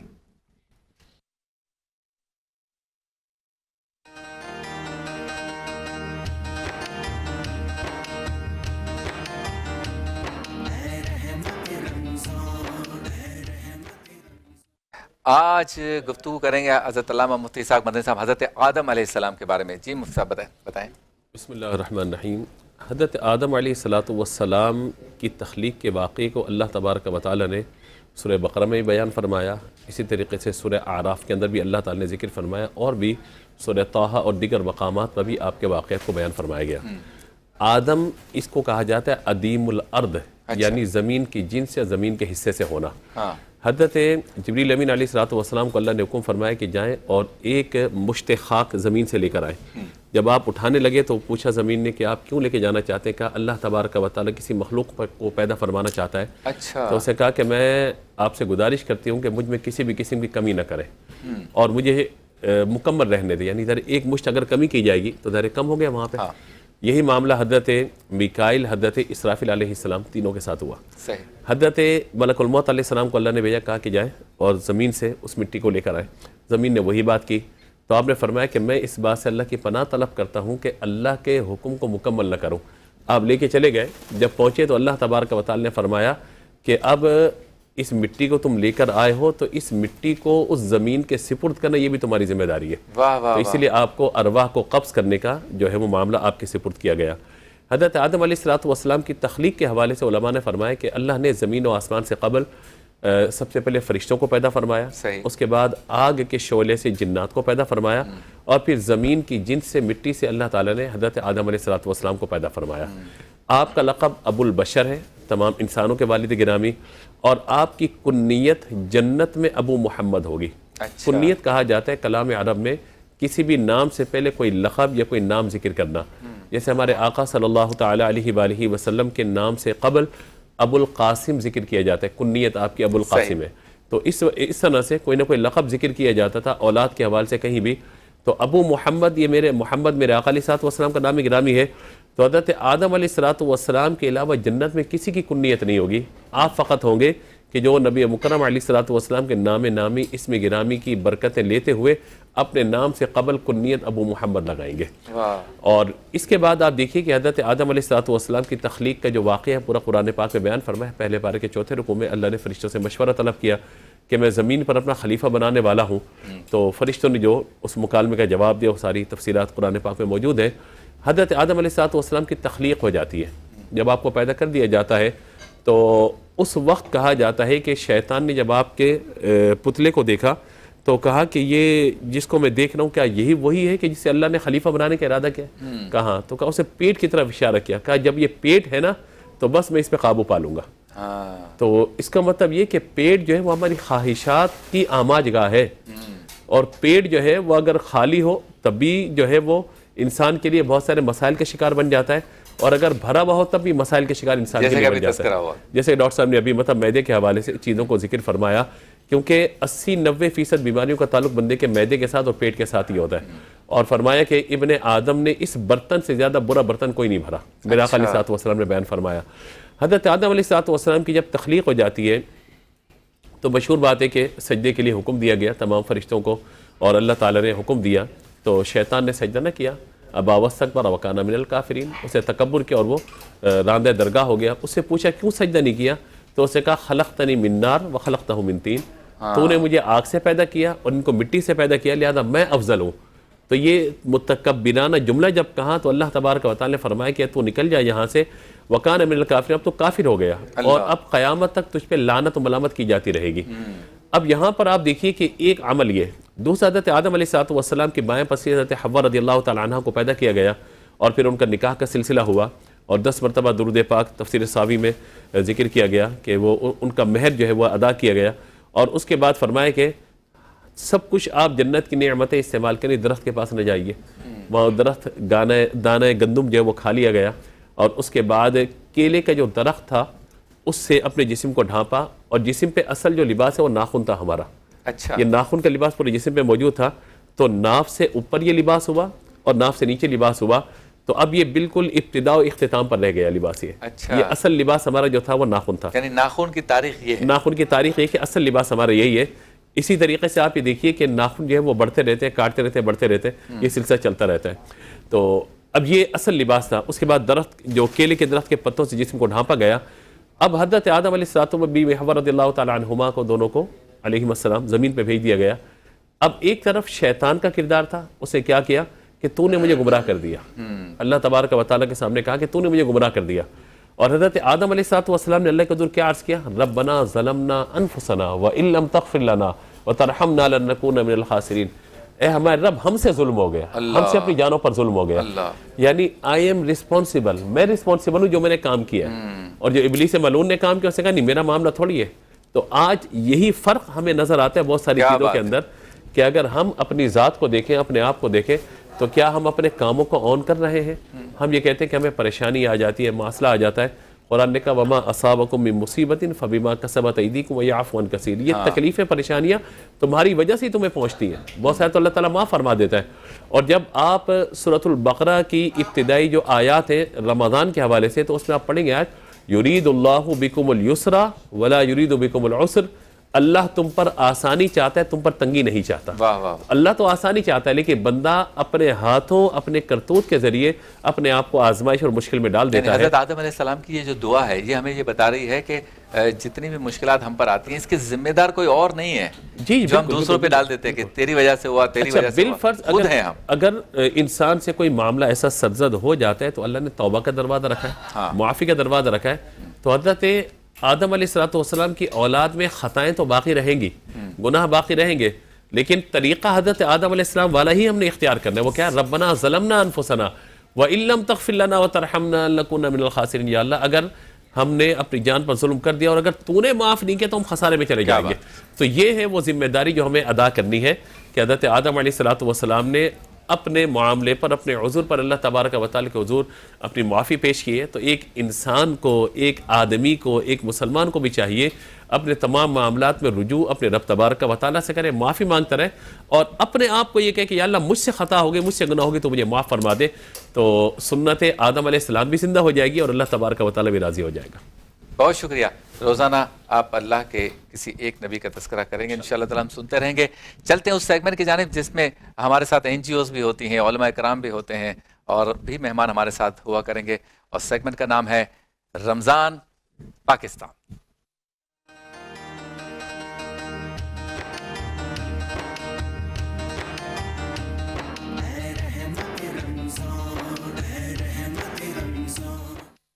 جی, موجود ہے ہمارے ساتھ دو ایسی شخصیات جو کہ خلق خدا کی خدمت کرتے ہیں. جو خلق خدا کی خدمت کرتے ہیں یقیناً ان کو سراہنا اور ان کے لیے کام کرنا, ان کا ہاتھ بٹانا یہ ہماری, آپ کی, ہم سب کی ذمہ داری ہے.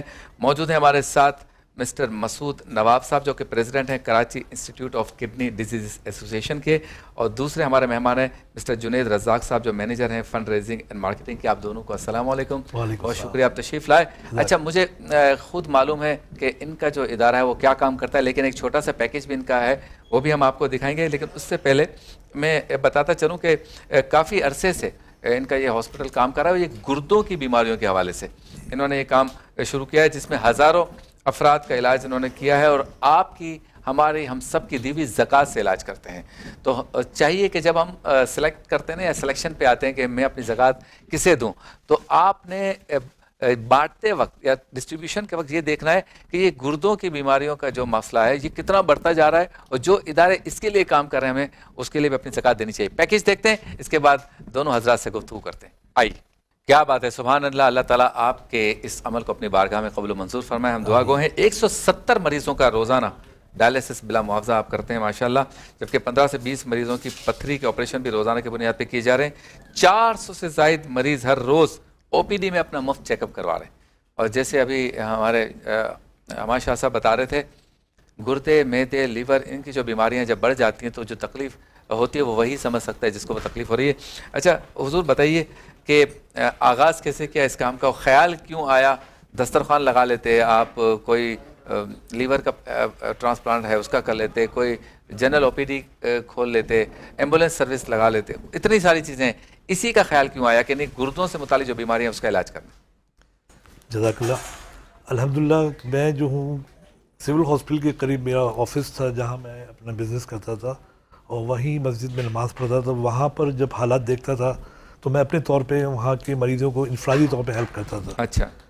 لیکن جب اتنے میں نے حالات خراب دیکھے تو پھر میں نے یہ سوچا کیوں نہ میں ہاسپٹل کے ڈپارٹمنٹس کو کیا کہتے ہیں صحیح کروں تاکہ یہ لوگ یہیں اپنا علاج کرا سکیں. اللہ. اور الحمدللہ پھر میں نے سب سے پہلے ریڈیولوجی ڈپارٹمنٹ ٹیک اوور کیا جہاں ساری مشینیں ختم ہو گئی تھیں اور کولیپس ہو گئی تھیں اور کام نہیں ہو رہا تھا. ایک ایکس رے کے لیے ایک مریض بیچارہ بستر میں پڑا رہتا تھا لیکن اس کا ایکس رے نہیں ہوتا تھا. اچھا. اور رگڑ رگڑ کے مر جاتا تھا. تو اللہ تعالیٰ نے پھر یہ کام لینا تھا. یہ میری کوئی بڑائی یا قابلیت نہیں بلکہ اللہ نے ہمیں یہ قبول کیا تھا. واہ واہ. کہ وہ مشینیں جو کروڑوں روپے میں صحیح ہونی تھی اللہ تعالیٰ نے مجھے ہمت دی, اور میں کنسرن جو مشین کے ڈپارٹمنٹ کے لوگ تھے ان سے جا کے ملا, ان سے کہا بھئی یہ مشینیں صحیح کرو کیونکہ یہ غریب مریض بیچارے ایکس رے کی وجہ سے جن کا علاج رکا پڑا ہوا ہے. اور اللہ تعالیٰ نے ان کے دلوں میں ڈالی.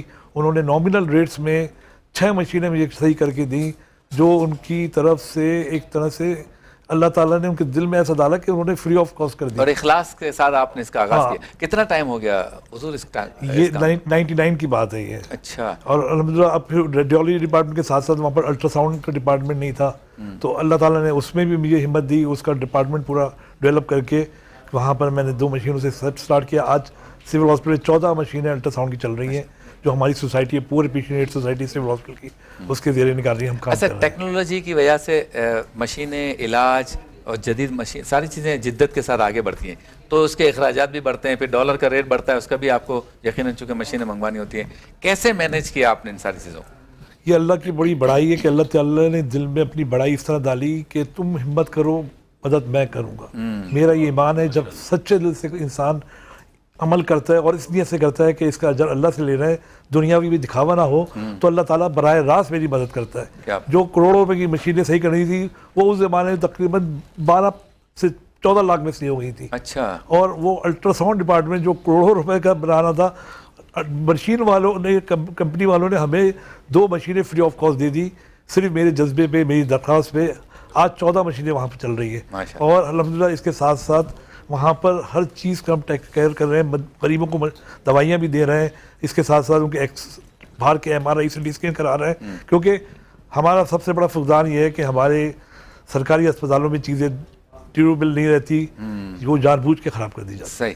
اچھا جنید صاحب, آپ فنڈ ریزنگ کو دیکھتے ہیں, کتنا اخراجات یا کتنے اخراجات پورے سال میں ہو جاتے ہوں گے, اور پھر اسے پورا کیسے کرتے ہو؟ کبھی کوئی شارٹیج بھی ہوئی؟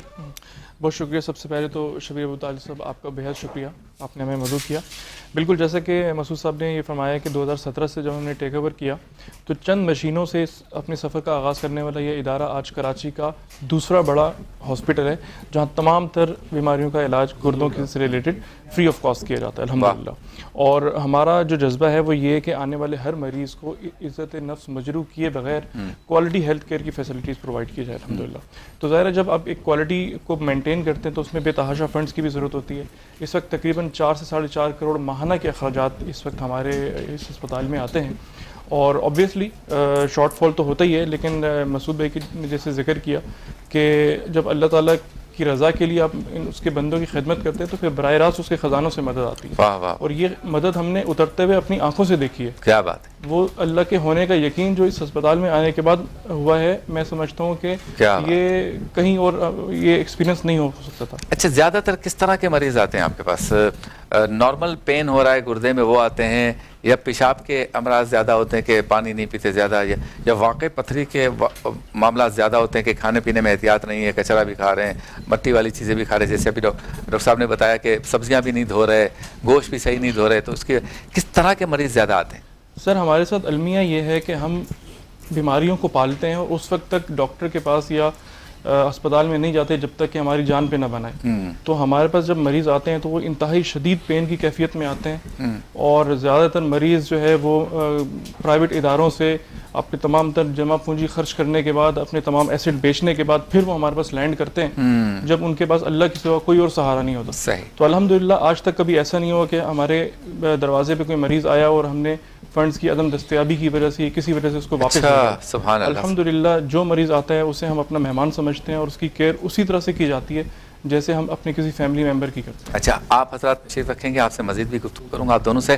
مفتی صاحب کو جانا ہے. مفتی صاحب ذرا اس پر کلمات آخر کہ ہم بیماری کے آنے کا انتظار, اس میں شدت آ جائے اس کا انتظار کرتے ہیں, اور پہلے سے حالانکہ ساری چیزیں بتائی جاتی ہیں ٹیلی ویژن کے ذریعے, میڈیا کے ذریعے, لٹریچرز کے ذریعے, باقی گفتگو کے ذریعے, پہلے ہم کچھ بھی نہیں کرتے, جب بڑھ جاتی ہے تو پھر جاتے ہیں, اور پھر پیسے نہیں ہوتے تو ہمیں خیراتی اداروں کی طرف جانا پڑتا ہے, ان پر بھی لوڈ بڑھتا ہے, اور اگر پیسے ہوتے بھی ہیں تو ڈاکٹرز کا بھلا تو ہو رہا ہے, لیکن بیماری اتنی سنگین ہو جاتی ہے کہ آپ کا معاملہ جو ہے نا جیب کا وہ متاثر ہوتا ہے. اس بارے میں کیا کہیں گے؟ اس کے بعد ہم بریک پہ جائیں گے, پھر ہمارا انتظار کر رہے ہیں افطار مزیدار میں ہمارے شیخ اسد صاحب. پیغام جی, پیغام کے طور پر میں یہ عرض کرنا چاہتا ہوں کہ اویئرنیس آپ کو ہوتی ہے, لیکن اویئرنیس ہونے کے ساتھ ساتھ بعض لوگوں کو جب ہم کہتے ہیں کہ بھائی آپ کا وزن بڑھ رہا ہے, کچھ ہو رہا ہے, تو جہاں میری رہائش ادارے کے وہ ہاسپٹل ہی ہے, وہ بھی ہاسپٹل کے ساتھ ہی ہماری مسجد ہے, تو جب ہم کس کو مشورہ دیتے ہیں نا, کہتے ہیں حضرت ٹیسٹ کرائیں گے, کوئی نکل آئے گا تو کیا ہوگا, تو میں کہتا ہوں اللہ کا شکر ادا کرنا کوئی نکل آئے کہ وقت سے پہلے آپ کو پتہ چل جائے گا, آپ علاج کروا سکیں گے.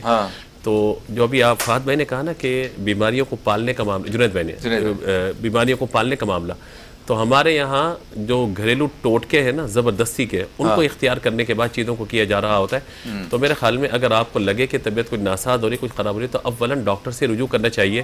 اور اب تو جدید دور کے اندر ہم رہ رہے ہیں کہ اب یہ نہیں کہ کوئی عطائی ڈاکٹر ہوگا پیٹ پہ ہاتھ رکھ کے سر پہ ہاتھ رکھ کے آپ کو کہہ دے گا یا نہیں, بلکہ باقاعدہ آپ ٹیسٹ ہو جاتے ہیں, اور ٹیسٹوں کے ذریعے پتہ لگ جاتا ہے کہ آپ کا جو ہے مطلب کریٹینائن لیول کیا ہے آپ کا, یا گردوں کے امراض کیا ہے آپ کا, HbA1c کیا ہے, اوور آل مطلب تمام چیزیں رپورٹ کے ذریعے آ جاتی ہیں, اور بالکل معلومات مل جاتی ہیں کیا ہے کیا نہیں ہے.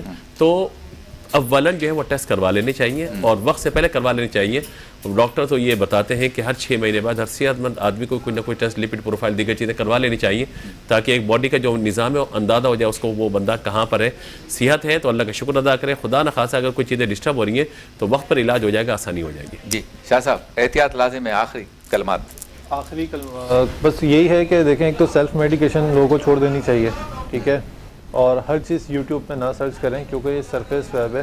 آپ کو کوئی بھی دوا کچھ بھی ہوتی ہے آپ جا کے اس پہ ساری چیزیں معلومات کر لیتے ہیں. جیسے ہمارے علماء کرام نے فرمایا کہ جو ریمیڈی ہوتی ہے, ریمیڈی بھی اگر آپ کر رہے ہیں, کوئی ہیک دیکھ رہے ہیں نیٹ پہ, آپ وہ بھی جا کے کسی بھی کنسلٹنٹ سے کریں کہ اس کی مقدار کیا یہی ہے. وہ آپ کے مزاج, آپ کی کیفیت, آپ کا بلڈ پریشر, آپ کی تمام باڈی لینگویج کو دیکھتے ہوئے ہو سکتا ہے وہ اس میں سے اتنا گرام اتنا کر کے کم کر دیں, نہیں تو آپ کو اس کے سائیڈ افیکٹس بھی نظر آ سکتے ہیں. بہت شکریہ. چلتے ہیں بریک کی جانب. بریک کے بعد افطار مزیدار. مفتی غلام دستگیر صاحب, ڈاکٹر صاحب جواز صاحب بھی موجود ہوں گے, NGO ہمارے ساتھ موجود ہے, گردوں کے حوالے سے علاج کرتے ہیں لوگوں کا فری میں, ان سے بھی گفتگو ہوتی رہے گی. ساتھ ساتھ افطار مزیدار میں آپ کے لیے کیا پک رہا ہے وہ بھی ہم آپ کو دکھائیں گے. آپ سے ملاقات ہوتی ہے مختصر سے وقفے کے بعد.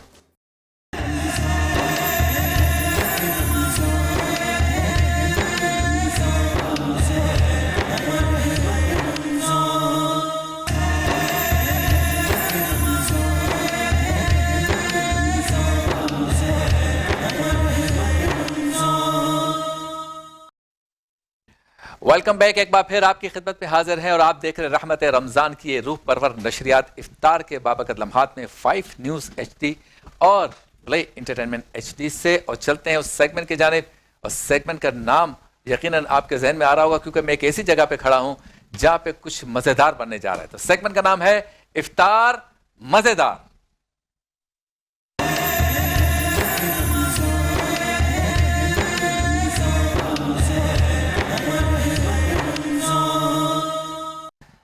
افطار مزیدار میں ہمارے ساتھ روزانہ موجود ہوں گے ہمارے بہت ہی پیارے سینئر شیف ہیں, شیف اسد. السلام علیکم. وعلیکم السلام. آپ کو رمضان کی مبارکباد. بہت شکریہ, آپ کو بھی بہت مبارک. میرے لیے سعادت ہے کہ رمضان کا مہینہ, میرے لیے سعادت ہے کہ چینل 5 نے یا 5 نیوز HD نے اور پلے انٹرٹینمنٹ میں ہم پہ اعتماد کیا, اور میرے لیے سعادت ہے کہ آپ کے ساتھ یہ کوکنگ شو میں موجود. اور سیم میرے لیے بھی یہ سعادت ہے کہ آج اس دفعہ آپ کے ساتھ موقع ملا, اور بہت اچھا جا رہا ہے الحمدللہ. میں دیکھ رہا تھا تو ہر سال کی طرح اس سال بھی 28 دن مزید آپ کو برداشت کرنا ہے مجھے انشاءاللہ. اچھا, معاملہ یہ ہے کہ جب ہمارے ہاں کوکنگ شو ہوتے ہیں نا, یا میں جہاں پہ ٹرانسمیشن کرتا رہا ہوں, تو مجھے بہت ہی اچھا لگتا ہے کہ جب شیف کوئی چیز بنا رہا ہو تو میں اس کے قریب رہوں اور دیکھوں کہ کیسا, کیونکہ میری بیگم مجھے کچن میں داخل نہیں ہونے دیتی. تو وہ سارا شوق اور جذبہ جو ہے نا وہ میں یہاں آ کے اتارتا ہوں. وہ کہتے ہیں نا ایک میان میں 2 تلواریں نہیں رہ سکتی, تو وہ یا ایک تو کچن میں کھڑی ہو سکتی ہے یا پھر ہسبینڈ. ایک کچن میں 2 کوک نہیں رہ سکتے. اچھا, مجھے پتا چلا ہے کہ آج آپ بنا رہے ہیں جو ہمارے رمضان کی موسٹ فیمس ہمارے گھروں میں جو ریسیپی ہے یا ڈش ہے, دہی بھلے چنا چاٹ. جی بالکل, دہی بھلے ہم بنائیں گے, لیکن ان دہی بھلوں میں تھوڑا سا ڈفرینس جو ہے وہ میں آپ کو بتا دوں کہ نارملی ہم جو بھلے کھاتے ہیں جیسے وہ ہوتے ہیں مونگ کی دال یا پھر ماش کی دال. صحیح. لیکن آج جو میں بنا رہا ہوں یہ وہ ہے نارمل جو ہم ٹھیلوں پہ کھاتے ہیں, جس میں اسموک بھی آ رہی ہوتی ہے, دھواں بھی آ رہا ہوتا ہے, اور لاہور میں اس کو کہتے ہیں لڈو پیٹھیاں. لڈو پیٹھیاں جو چنے کی دال سے بنتے ہیں. ٹھیک ہے. تو آج ہم وہی والے بھلے بنائیں گے اور ان کو ہم چاٹ میں سرو کریں گے. کس طرح سے ہم چاٹ میں سرو کرتے ہیں. صحیح. تو اسٹارٹ کرتے ہیں. اچھا, سحری میں جب کوکنگ شو ہوتا ہے نا تو منہ میں پانی والا مسئلہ نہیں آتا. افطار میں یہ بڑا معاملہ ہے. اچھا, پھر میں باتیں بھی ذرا رسبری کرتا ہوں. اچھا, وقت بچے گا تو پھر انشاءاللہ تعالیٰ سینڈوچ بھی بنائیں گے چکن ٹکے کا, لیکن وہ وقت اگر ہوگا تو کل سے انشاءاللہ تعالیٰ بھرپور وقت ہمیں ملے گا پراپر, لیکن اس وقت جتنا وقت ہے اس میں ہم یہ بھلے بناتے ہیں. جی اچھا, اس کے لیے سمپل سب سے پہلے جو ہم نے بھلے بنانے ہیں اس کے لیے ہم نے یہاں بیسن لے لیا ہے چنے کی دال کا. ٹھیک ہے, اور اس بیسن میں ہم یوز کریں گے, نمک ہے میرے پاس, چاٹ مسالے کا استعمال ہوگا اور زیرے کا استعمال ہوگا. اچھا, اب زیرے کی جگہ آپ چاہیں تو اس میں اجوائن بھی ڈال سکتے ہیں, اٹس اپ ٹو یو. اس کے بعد یہ تو ہو گئی ہم جو بڑے بنائیں گے، ٹھیک ہے. اس کے ساتھ ہمیں چاہیے بوائل آلو میں نے یہاں کر کے رکھے ہیں، چنے ہم نے بوائل کر کے رکھے ہوئے ہیں. اس کے ساتھ ہری چٹنی اور املی کی چٹنی میں نے آلریڈی بنا کے رکھی ہوئی ہے، یہ کئی دفعہ آپ کو سکھائی ہوئی ہیں اور میں آپ کو ساتھ ساتھ اس کا بتا دوں گا کہ کس طرح سے بننا ہے. یہاں پہ یہ میں نے ایک مسالہ تیار کر کے رکھا ہے کیونکہ رمضان میں آج فرسٹ شو ہے، تو آپ کو پتہ ہے جب فرسٹ شو ہوتا ہے تو بہت ساری چیزیں مینیج کرنے میں ٹائم لگتا ہے. ٹھیک ہے، تو یہاں پہ اس لیے میں نے ریڈی کر کے رکھا ہوا ہے. اچھا، اس کے لیے ہمیں چاہیے کٹی ہوئی لال مرچ لے لیں تقریباً 15-20، اور اس کے ساتھ 1/4 کپ 1/4 کپ آپ لیں گے کیومن یعنی زیرہ، اور اس کے ساتھ آپ لیں گے ثابت دھنیا، ٹھیک ہے. کوریانڈر آپ لے لیں گے، ٹھیک ہے، اور وہ آپ نے پیس لینا ہے موٹا موٹا، یہاں پر یہ موجود ہے. ٹھیک ہے، یہ ہمارے پاس تیار ہو گیا. اس کے ساتھ ہمیں چاہیے پیاز، ٹماٹر اور دہی کا استعمال ہوگا، اور اس طرح سے ہمارے یہ بھلے تیار ہوں گے. اچھا یہ بتائیں، یہ جو لال مرچ ہوتی ہے اسے کٹی ہوئی کیوں کہتے ہیں؟ اسے کون کوٹتا ہے بیچاری کو؟ کٹی ہوئی بھی ہوتی ہے، پسی ہوئی بھی ہوتی ہے. اچھا پہلے پسوائی بھی جاتی ہے اور کٹوائی بھی جاتی ہے، دونوں بیچارے. تو فرق کیا ہے دونوں میں، ذرا یہ بھی بتائیں نا. یہ کٹی ہوئی جو ہوتی ہے وہ تھوڑی موٹی ہوتی ہے، اچھا، اور جو پسی ہوئی ہوتی ہے بالکل پاؤڈر فارم میں ہوتی ہے. یعنی وہ بلینڈر میں بالکل وہ چکیاں لگی ہوئی ہوتی ہیں، چکی میں پیستے ہیں، اور گھر میں بھی پیس سکتے ہیں. پہلے تو چکی میں ہی پیسی جاتی تھی گھر میں، اور لیکن اب کیونکہ ٹائم نہیں ہے، ماڈرن زمانہ ہے، تو بس. اچھا جی، اب یہاں پر ہم نے بیسن لے لیا. بیسن میں ہم شامل کریں گے اس کو ذرا سافٹ کرنے کے لیے. اس میں شامل کروں گا تقریباً 1/4 ٹی اسپون، ٹھیک ہے، 1/4 چائے کی چمچ میں ڈال رہا ہوں اس میں کھانے کا سوڈا. بیکنگ سوڈا نہیں ہے، یہ یاد رکھیے گا، کھانے کا سوڈا آپ نے ڈالنا ہے. ٹھیک ہے، یہ ہم نے ڈال دیا. اس کے ساتھ ہی ہم اس میں ایڈ کریں گے تھوڑا سا چاٹ مسالہ.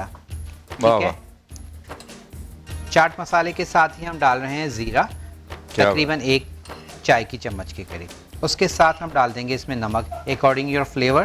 ٹھیک ہے. اچھا، کیونکہ ہم نے اس میں دہی میں بھی نمک ڈالنا ہے، تو ابھی ہم بھلوں کے لیے ہم نے یہ ساری چیزیں مکس 4 چیزیں ڈالی آپ نے. جی، چاٹ مسالہ ہم نے ایڈ کر دیا، ثابت زیرہ ایڈ کر دیا، نمک ایڈ کر دیا، اور کھانے کا سوڈا ہم نے اس میں ایڈ کر دیا.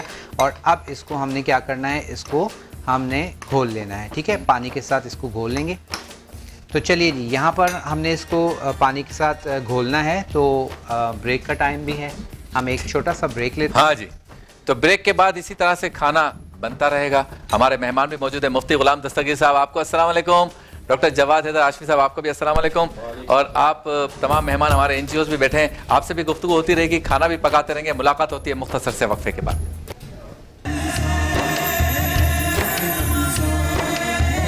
خوش آمدید ایک بار پھر آپ کی خدمت میں حاضر ہے رحمت رمضان نشریات کے ساتھ، اور جو دیکھ رہے ہیں آپ 5 نیوز HD اور پلے انٹرٹینمنٹ HD پر.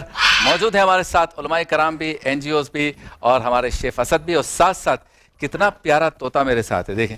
اچھا، کبھی کبھی ایسا ہوتا ہے کہ پرندوں اور جانوروں کے ساتھ آپ کو کھیلنے کا جی بھی چاہتا ہے، اور کبھی کبھی ڈر بھی لگتا ہے، لیکن جتنا ہم ڈریں گے نا اتنا وہ ہم سے ڈریں گے، ہم ان سے ڈریں گے. لہٰذا تھوڑا سا کھل کے کھڑا رہے. میں بھی آج بہادر ہو گیا ہوں، چونکہ مجھے بتایا گیا ہے کہ اگر آپ بہادری کے ساتھ ان کے ساتھ ٹریٹ کریں گے تو یہ آپ کو کچھ بھی نہیں کہیں گے. اب ہم اس کے جوڑی دار کے پاس آ گئے ہیں انشاءاللہ تعالیٰ. یہ ان کی دوستی، اوئے ہوئے ہوئے ہوئے ہوئے، یہ دیکھیں یہ دیکھیں یہ دیکھیں. آ جا بیٹا، آ جا، اتر جا اتر جا. اگر یہ بیٹھ گیا تو اس کا مطلب میں کامیاب ہو گیا. تو ہم بھی سیکھ گئے، اسی طرح سے آہستہ آہستہ ہم سیکھتے ہیں. ہمارے ساتھ موجود ہیں بہت ہی پیارے ہمارے دوست مسعود بھائی. کیا کہیں گے لوگوں سے آپ کے اس انسٹیٹیوشن کے بارے میں کہ آپ کو زکوٰۃ دیں، آپ کو خیرات دیں، آپ کو زیادہ سے زیادہ مدد کریں تاکہ آپ لوگوں کی مدد کر سکیں؟ کیا اپیل کریں؟ بس آپ کے اس پروگرام کی طرف سے میں لوگوں کو یہ بات بتانا چاہوں گا کہ یہ جو گردے کے مریض ہیں، یہ وہ مریض ہیں جو اپنے گھر کے کھانے کمانے والے تھے. جب ان کے گردے ناکارہ ہوئے تو انہوں نے اپنے گھر کا سامان ہر چیز بیچ کے اپنا علاج کرایا، لیکن وہ مکمل نہیں کر پائے کیونکہ ساری زندگی ان کو ڈائلیسس کرنا ہے، ساری زندگی فالو اپ کرنا ہے. اب یہ زندگی بھر کے لیے ان کی ڈائلیسس کے خرچے ہم لوگوں کی ذمہ ہے، جو ہم ان کے لیے یہ زکوٰۃ خراج سے کر رہے ہیں. اور میں ہر کسی سے یہی کہوں گا کہ اللہ تعالیٰ نے جس کو نوازا ہوا ہے کہ انہوں نے اپنی پراپرٹیاں بنائی ہوئی ہیں، اپنے بینک بیلنس بنائے ہوئے ہیں، کہ ان میں سے اگر یہ خرچہ کرے اور ایسا سسٹم بنا دیں کہ ایک ڈائلیسس میں ہمارا 4000 کا خرچہ ہوتا ہے، کہ بھائی کوئی 10 ڈائلیسس دے دے، کوئی ایک مریض کا ڈائلیسس دے دے، کوئی ایک مشین کو ڈائلیسس دے دے. ایک مشین ہمارے اوپر 4 لاکھ روپے خرچ آتے ہیں، جس پہ ہم تقریباً 100 ڈائلیسس کرتے ہیں. تو اسی طرح میں چاہتا ہوں کہ آپ کے اس پروگرام کی توسط سے لوگوں کو یہ بات بتائی جائے کہ بھائی یہ وہ ادارہ ہے جہاں بغیر سفارش کے بغیر پیسے کے علاج ہوتا ہے اور لوگ دعائیں دے کے جاتے ہیں. آپ اپنا حصہ شامل کریں اور آخرت میں ذریعہ نجات بنائیں. بہت خوب ماشاءاللہ. جی شیف اسد کیا بن رہا ہے ذرا بتائیں, کہاں پہنچا ہمارا یہ کچھ آپ نے آئل میں ڈال لیا ہے, میں دیکھ رہا ہوں یہاں. آپ تھک گئے, آپ جا کے بیٹھ گئے, آپ نے میرے نہیں میں ابھی آپ کے پاس وارد ہونے والا ہوں. آپ کے ساتھ جو ہے ہم نے بیسن جو ہے اس کو گھولا تھا اور اب اس کے ہم یہ بڑے بنا رہے ہیں. اچھا اس بڑوں کو آپ نے فرائی پین میں فرائی کرنا ہے تاکہ یہ تھوڑے فلیٹ بنے. کڑھائی میں کریں گے تو آپ یہ بالکل راؤنڈ ہو جائیں گے, تو اس لیے آپ دیکھ رہے ہیں میں کڑھائی میں بس اس کو نارمل آئل میں اس کو ڈیپ فرائی کر لیں گے, اور لائک ڈیپ فرائی کرنا ہے لیکن آئل بہت زیادہ نہیں رکھنا. تو بس ہم یہ فرائی کرتے ہیں, اس کے بعد پھر میں آپ کے پاس ابھی آتا ہوں. جی جنید بھائی کیا کہنا چاہیں گے؟ سر میں بس آخر میں یہی کہنا چاہوں گا کہ پاکستان بھر میں جتنے ہم وطن ہمیں اس وقت دیکھ رہے ہیں, اور کوئی ایسا مریض اگر ہمیں سن رہا ہے اور دیکھ رہا ہے جس کے پاس اپنے علاج کے پیسے نہیں ہیں, خرچ نہیں ہیں, تو میں ان سے یہی کہوں گا کہ آپ اللہ کی ذات سے نا امید نہ ہوں. اسکرین پہ ہمارے نمبرز بھی آ رہے ہوں گے. جی بالکل. شبیر ابو طالب صاحب بھی یہاں موجود ہیں, آپ ان سے رابطہ کریں, ہم سے رابطہ کریں اور ہمارے اس ادارے میں تشریف لائیں. انشاءاللہ تعالی اللہ کے فضل و کرم سے بغیر کسی پیسوں کے اور بغیر کسی پریشانی کے آپ کا علاج ہم کریں گے اور ہم بنیں گے آپ کا سہارا انشاءاللہ. انشاءاللہ. اور میں ذاتی طور پر بھی آپ سے اپیل کرتا ہوں کہ اپنی زکوٰۃ, خیرات, فطرات, عطیات میں سے آپ کچھ نہ کچھ جو ہے وہ ضرور ہمارے اس ادارے کو Karachi institute of kidney diseases association ان کو ضرور ہے, کیونکہ میں نے خود بھی 2-3 مریض وہاں بھیجے ہیں, بڑے سیٹسفائی ہوئے, اور ٹیکنالوجی بھی زبردست ہے, ڈاکٹرز بھی اچھے ہیں, اسٹاف کا رویہ بھی بہت اچھا ہے, اور علاج ہوا تو وہ بھی خوش ہوئے. تو اپنی کمائی میں سے جب آپ کچھ حصہ دیں گے تو یقین مانیں آپ کا بیڑا پار ہو جائے, کیونکہ مالی عبادت ایسی ہے جو کہ ملٹیپلائی ہوتی رہتی ہے, اس کا ثواب ملٹیپلائی ہوتا رہتا ہے. جب تک وہ یہ ادارہ چلے گا, جب تک مریض صحت یاب ہوتے رہیں گے, آپ کو اس کا ثواب ملے گا. مفتی غلام دستگیر صاحب ہمارے ساتھ موجود ہیں. مفتی صاحب کیا کہنا چاہیں گے؟ رمضان المبارک میں ایک نیکی کا ثواب کئی گنا زیادہ بڑھا دیا جاتا ہے, اس حوالے سے کچھ گفتگو ہو جائے. بسم اللہ الرحمن الرحیم. اہدنا الصراط المستقیم. صدق اللہ العظیم. حضور نے فرمایا کہ تم میں سب سے بہتر وہ ہے جو لوگوں کے لیے بہتر ہے. واہ واہ. اور یہ انسانیت کی خدمت, اور حضور نے فرمایا قرآن پاک میں ہے کہ جس نے ایک انسانی جان کو بچایا گویا اس نے پوری انسانیت کو بچایا. واہ واہ واہ. تو یہ بہت بڑی خدمت ہے, اور یقیناً اور خاص طور پر ڈائلیسس کے مراحل, یعنی انسان ایک تو ہوتا ہے نا کہ انسان مر جائے, چلے وہ عافیت میں آ گیا, راحت میں آ گیا.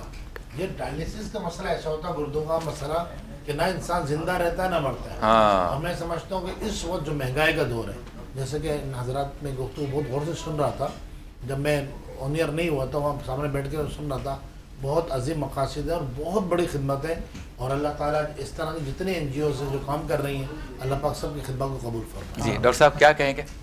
گردے کے حوالے سے بڑی بیماریاں ہیں, پھیل رہی ہیں, اور یہ مفت میں علاج کر رہے ہیں. بسم اللہ الرحمن الرحیم.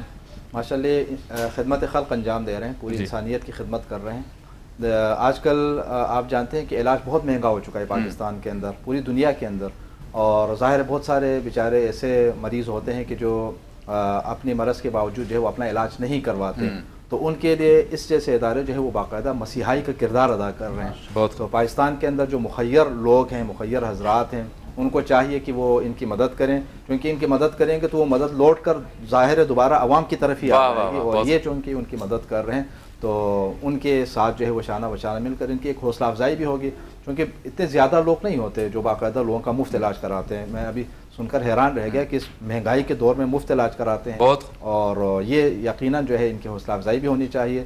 اور جو لوگ خیرات وغیرہ دینا چاہتے ہیں تو ایسے لوگوں کو اگر دیں گے تو انشاءاللہ امید ہے کہ مستحق لوگوں تک وہ پہنچ جائے گا. Karachi institute of kidney diseases association کے مسٹر مسعود نواب صاحب آپ کا شکریہ. جنید رزاق صاحب آپ کا شکریہ, آپ تشریف لائے. ہم جائیں گے دوبارہ ہمارے شیف اسد کی طرف, کیونکہ دہی بھلے تیار ہو رہے ہیں. خیر ابھی تو نہیں کھا سکتے, ضبط کرنا پڑے گا, لیکن افطار کے بعد کھانا ہے. شیف صاحب بتائیے, شیف اسد صاحب کیا پوزیشن ہے؟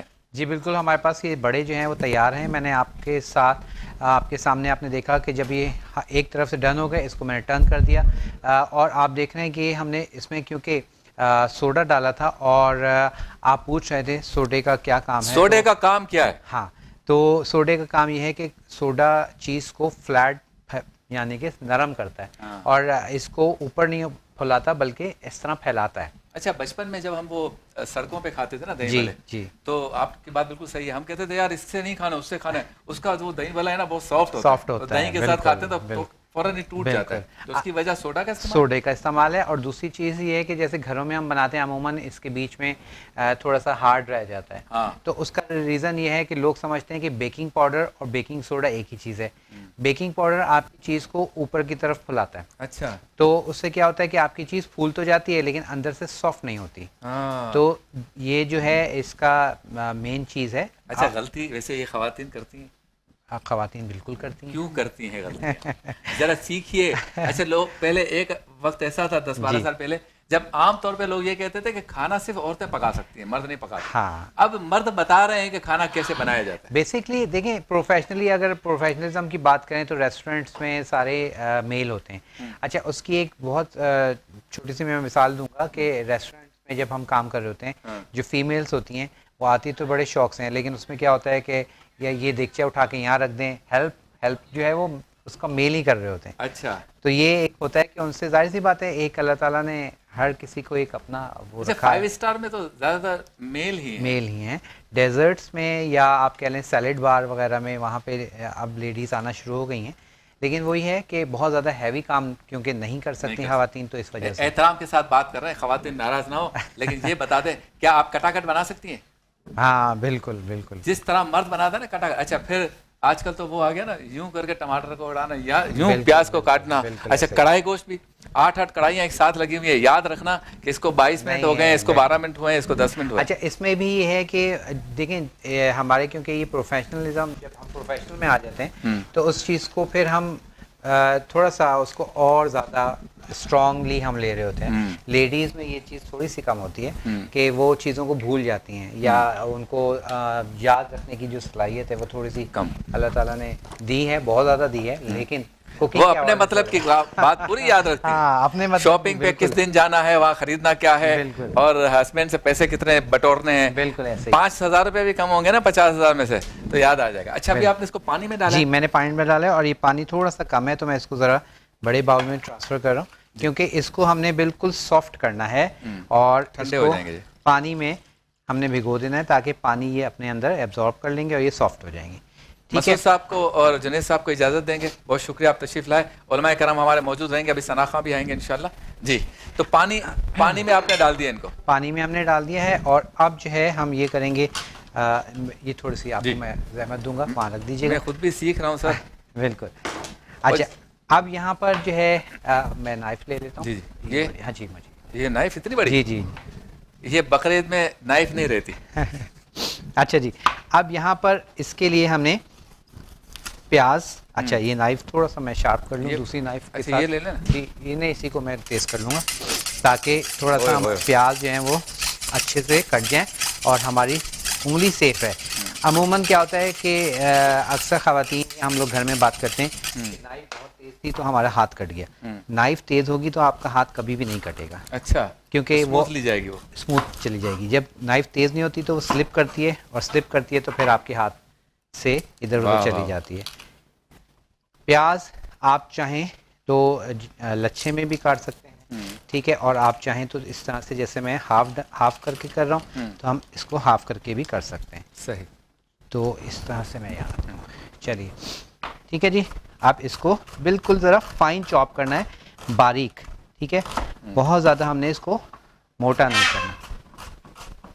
मुझे लगता है उसको भी भूख लग रही है। हाँ, तोते साहब, मोहतरम तोते साहब, क्या हो गया? तोता साहब है, मोर साहब है? मोर साहब है जी, माशाल्लाह। अच्छा, आपने कभी कोशिश की है कुछ पकाने की, बनाने की? मैं इतना ज़बरदस्त अंडा उबालता हूँ। अच्छा, ज़बरदस्त। ये भी कोई ये भी कमाल है, अंडा उबालना। नहीं, अंडा तल भी लेता हूँ, चाय बना लेता हूँ। हाँ। और एक दफ़ा दम पुख्त बनाया था जी, 8-10 लोगों को देखकर। अच्छा, बहुत अच्छा बन गया था। सही। वो कुर्बानी का गोश्त था ना, तो अच्छा बन गया। हाँ, ज़बरदस्त। अच्छा जी, प्याज भी हमारे पास डन हो गए हैं और अब उसके बाद हम टमाटर काट लेंगे। अच्छा, आज मैं सुन रहा था आपके जो हकीम जो डॉक्टर साहब आए हुए थे, हेल्थ एक्सपर्ट, तो वो बहुत अच्छी उन्होंने बात की कि जो अल्लाह ताला ने एक निज़ाम रखा है उसी में हमारे लिए तमाम बीमारियों की शफा भी है। और तो रमज़ान के हवाले से आपकी क्या डाइट प्लान रहती है? आप सहरी में क्या प्रेफर करते हैं? जो ایک تاثر ہے نا کہ بہت زیادہ پیٹ بھر کے سحری کریں تاکہ دن میں بھوک نہ لگے. جی میرا خیال ہے ایسا نہیں ہے. آپ نارمل کھانا بھی کھائیں گے نا اور اپنا دن بھر کے معاملات بہتر رکھیں, نیند اچھی کر لیں جی اور عبادات میں مشغول رہیں, تو ایسا نہیں ہے کہ پیٹ بھر کے نہاریاں, کڑھائیاں, فرائیاں اور پائے کھا کے اسی سے سحری کریں گے تو بہتر رہے گی. تو کوئی خاص چیز تو نہیں, لیکن یہ کہ گھر میں جو بھی کچھ اویلیبل ہوتا ہے اس سے سحری کر لیتے ہیں. اور ویسے سحری ٹرانسمیشن ہوتی ہے جی تو پھر آپ کو پتہ ہی ہے کہ وہ پھر ہمارا ہنگامی حالات ہوتے ہیں اور اس میں تو بس ملے نہیں ملے کچھ بھی ہے, بس وہ تھوڑا بہت چل جائے. پروفیشنل لائف میں تو آپ کو پتہ ہے پھر ایسا ہی ہے. تو ویسے شوق سے آپ کا کیا ہے؟ میں اچھی بریانی پسند کرتا ہوں, اچھا, اچھی نہاری پسند کرتا ہوں, اچھی حلیم پسند کرتا ہوں, اچھی مٹن کڑھائی پسند کرتا ہوں. کھانے پینے کا شوقین ہوں, لیکن میری صحت دیکھ کے نہیں لگتا کہ میں بہت زیادہ کھانا کھاتا ہوں. بالکل. تو یا میرا جسم قبول نہیں کرتا, بولا بس نہیں وہ لیکن اس کو آپ یوں بھی کہہ سکتے ہیں کہ کچھ لوگ ہوتے ہیں نا کھاتے تو بہت ہیں لیکن لگتا نہیں ہے, کہ مطلب اچھی بات ہے. اور کچھ لوگ ہوتے ہیں کہ وہ کہتے ہیں کہ ہم تو کچھ سوچ بھی لیں تو ہمارے موٹاپا آ جاتا ہے. لیکن اصل میں تھوڑا سا خیال بھی رکھتا ہوں میں, کبھی زیادہ کھا لوں نا تو پھر 1-2 دن ذرا احتیاط کرتا ہوں. تو وہ اسی لیے آپ کی پھر آپ کو پتہ ہے آج کل ہماری بچیاں, بیگم, وہ ایک ہمارے کلچر ہے کہ بڑا خیال رکھتی ہیں ہسبینڈ کا, والد کا. تو وہ بھی کہتے رہتے ہیں, بچیاں بھی کہتی رہتی ہیں بھائی نہیں بابا یہ نہیں, اتنا نہیں. یا بیگم بھی کہتی رہتی ہے بہت ہو گیا, میٹھے میں ذرا خیال رکھے, چکنائی میں خیال رکھے. دل تو بہت چاہتا ہے کہ نلی بریانی روز کھانے جائیں, لیکن بھائی جسم بھی تو اپنا ہے. ٹھیک ہے جی. اچھا یہ ہمارے پاس بڑے بھی تیار ہو گئے, چاپنگ ہمارے پاس ریڈی ہو گئی ہے, چنا ہم نے بوائل کیا ہوا ہے, آلو ہم نے بوائل کیے ہوئے. اب آ جاتے ہیں ہم دہی کی جانب, اور دہی کو ہم نے موبائل مجھے دے دیں, میں یقین کرے واپس کر دوں گا. شکریہ. اچھا دہی جو ہے اس کو ہم نے پھینٹ لینا ہے. اچھا جہاں ہم بات کر رہے تھے جو لاہور میں لڈو پیٹھیاں بنتی ہیں جو یہ ہے, اس میں ہم یوز کرتے ہیں خوبانی کی چٹنی. اچھا. اور مولی, جو سردیوں میں مولی کا استعمال ہم اس پہ ساتھ کرتے ہیں. اچھا. لیکن ہمارے یہاں کراچی میں اسپیشلی اس کو اتنا زیادہ پسند نہیں کیا جاتا. اچھا.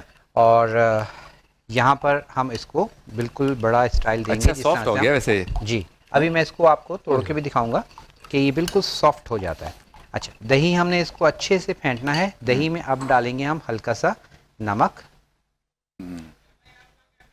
اور اس کے بعد اس کو ہم نے اچھے سے پھینٹنا ہے.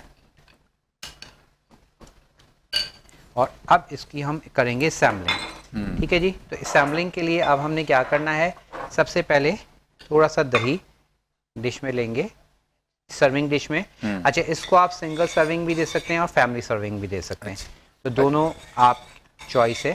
اچھا بعض لوگ اس دہی میں پانی زیادہ بھی ملا دیتے ہیں, اس سے کیا ہوتا ہے کہ وہ پھر اس کا مزہ نہیں رہتا, ذائقہ ختم ہو جاتا. ہاں. اچھا اب میں دکھانا چاہوں گا آپ کو کہ یہ اس کو آپ دیکھیں, یہ ہم اس کو پریس کریں گے.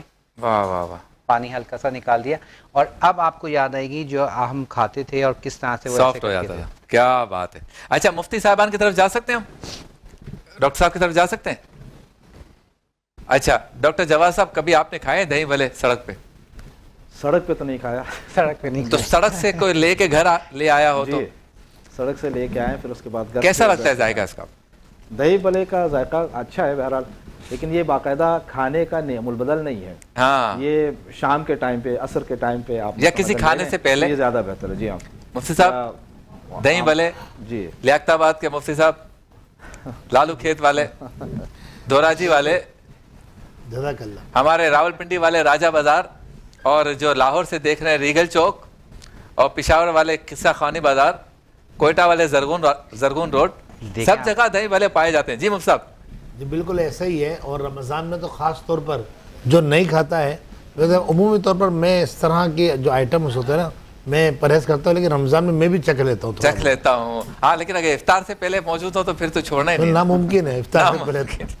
کیا بات ہے. دیکھیے ذرا دوبارہ آئیے. جی اب یہ دیکھیں اس کے بھلوں کے اوپر میں نے ہری چٹنی ڈال دی, اس کے ساتھ ہم نے اس پہ املی کی چٹنی ڈال دی, اور اب یہ ہم نے آلو بوائل کر کے جو رکھے تھے یہ آلو ڈال دیں گے. چنا ڈال دیا ہے, اس کے ساتھ ہی ہم ڈالیں گے اس پر یہ تھوڑے سے پیاز, ٹماٹر ڈالیں گے. ٹھیک ہے, ہری مرچ تھوڑی سی ڈالیں گے, یہ آپ کی چوائس ہے, لائک چھوڑ بھی سکتے ہیں آپ. ٹھیک ہے, اب اس کے اوپر ساری چیزیں ڈال دیں. اب اس کے اوپر ہم ڈالیں گے پہلے تھوڑا سا مسالہ, بڑا مسالہ, اور اب اس پہ ہم ڈال دیں گے یہ دہی. یعنی نیچے بھی دہی ہے اوپر بھی دہی ہے. اوپر بھی دہی ہے.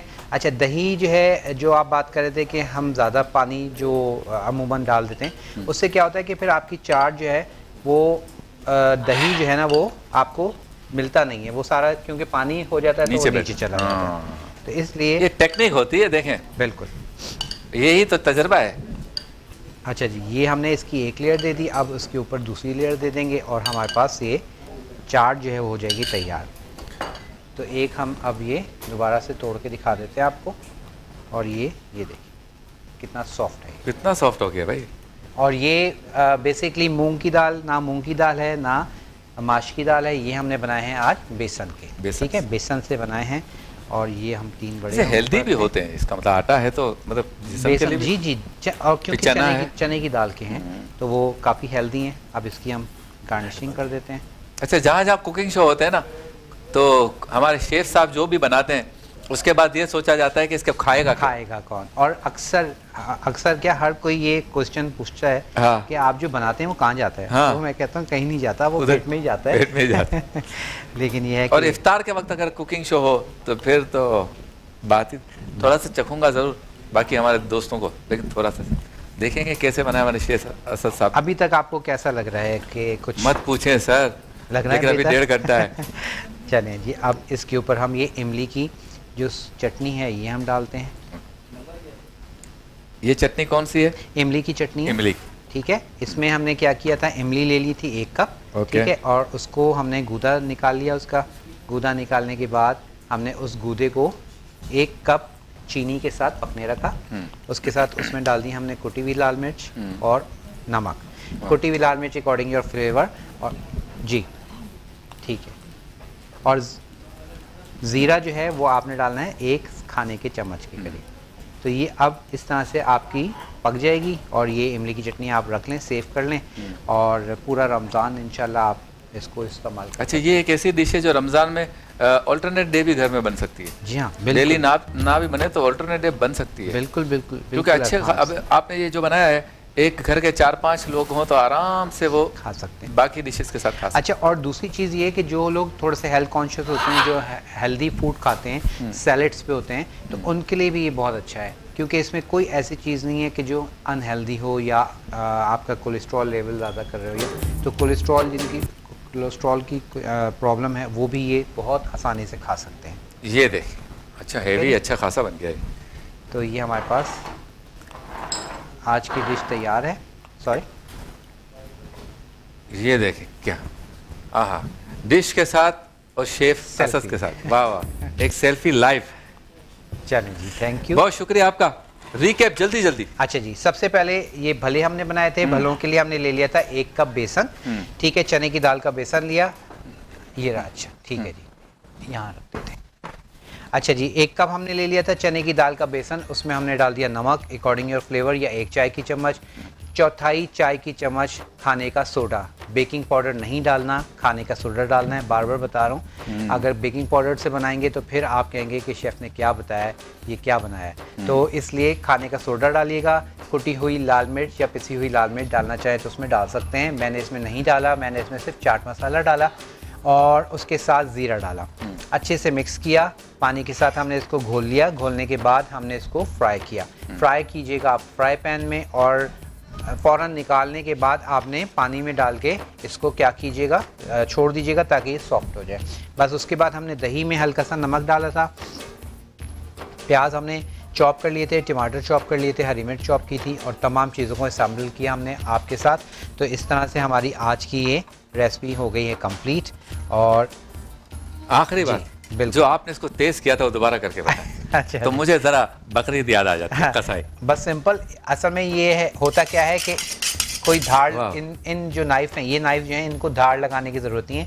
یہ سمپل آپ نے اس کو رگڑنا ہے ایک دوسرے کے اوپر, لیکن یہ رگڑنا ایسے ایسے نہیں رگڑنا, اچھا, کیونکہ اس سے دھاڑ آپ کی خراب. اچھا کیسے یوں کر کے, جسٹ ایک دفعہ ایسے اور پھر ایک دفعہ میں کر کے دکھاتا ہوں, ذرا سکھائیے. یہ پھر یوں, یہ بالکل ایسے ہی. آ جاؤ بھائی, اب 2 مہینے پہلے ہی ہم نے تیاری شروع کر دی ہے اس بقرعید کو شبیر ابو طالب کے ساتھ. بہت شکریہ آپ کا, محبت آپ کی, پیار آپ کا, بہترین آپ نے ڈش بنائی. روزانہ ملیں گے شیف اسد کے ساتھ, لیکن اس وقت چلتے ہیں بریک کی جانب. بریک کے بعد عالم ٹائم.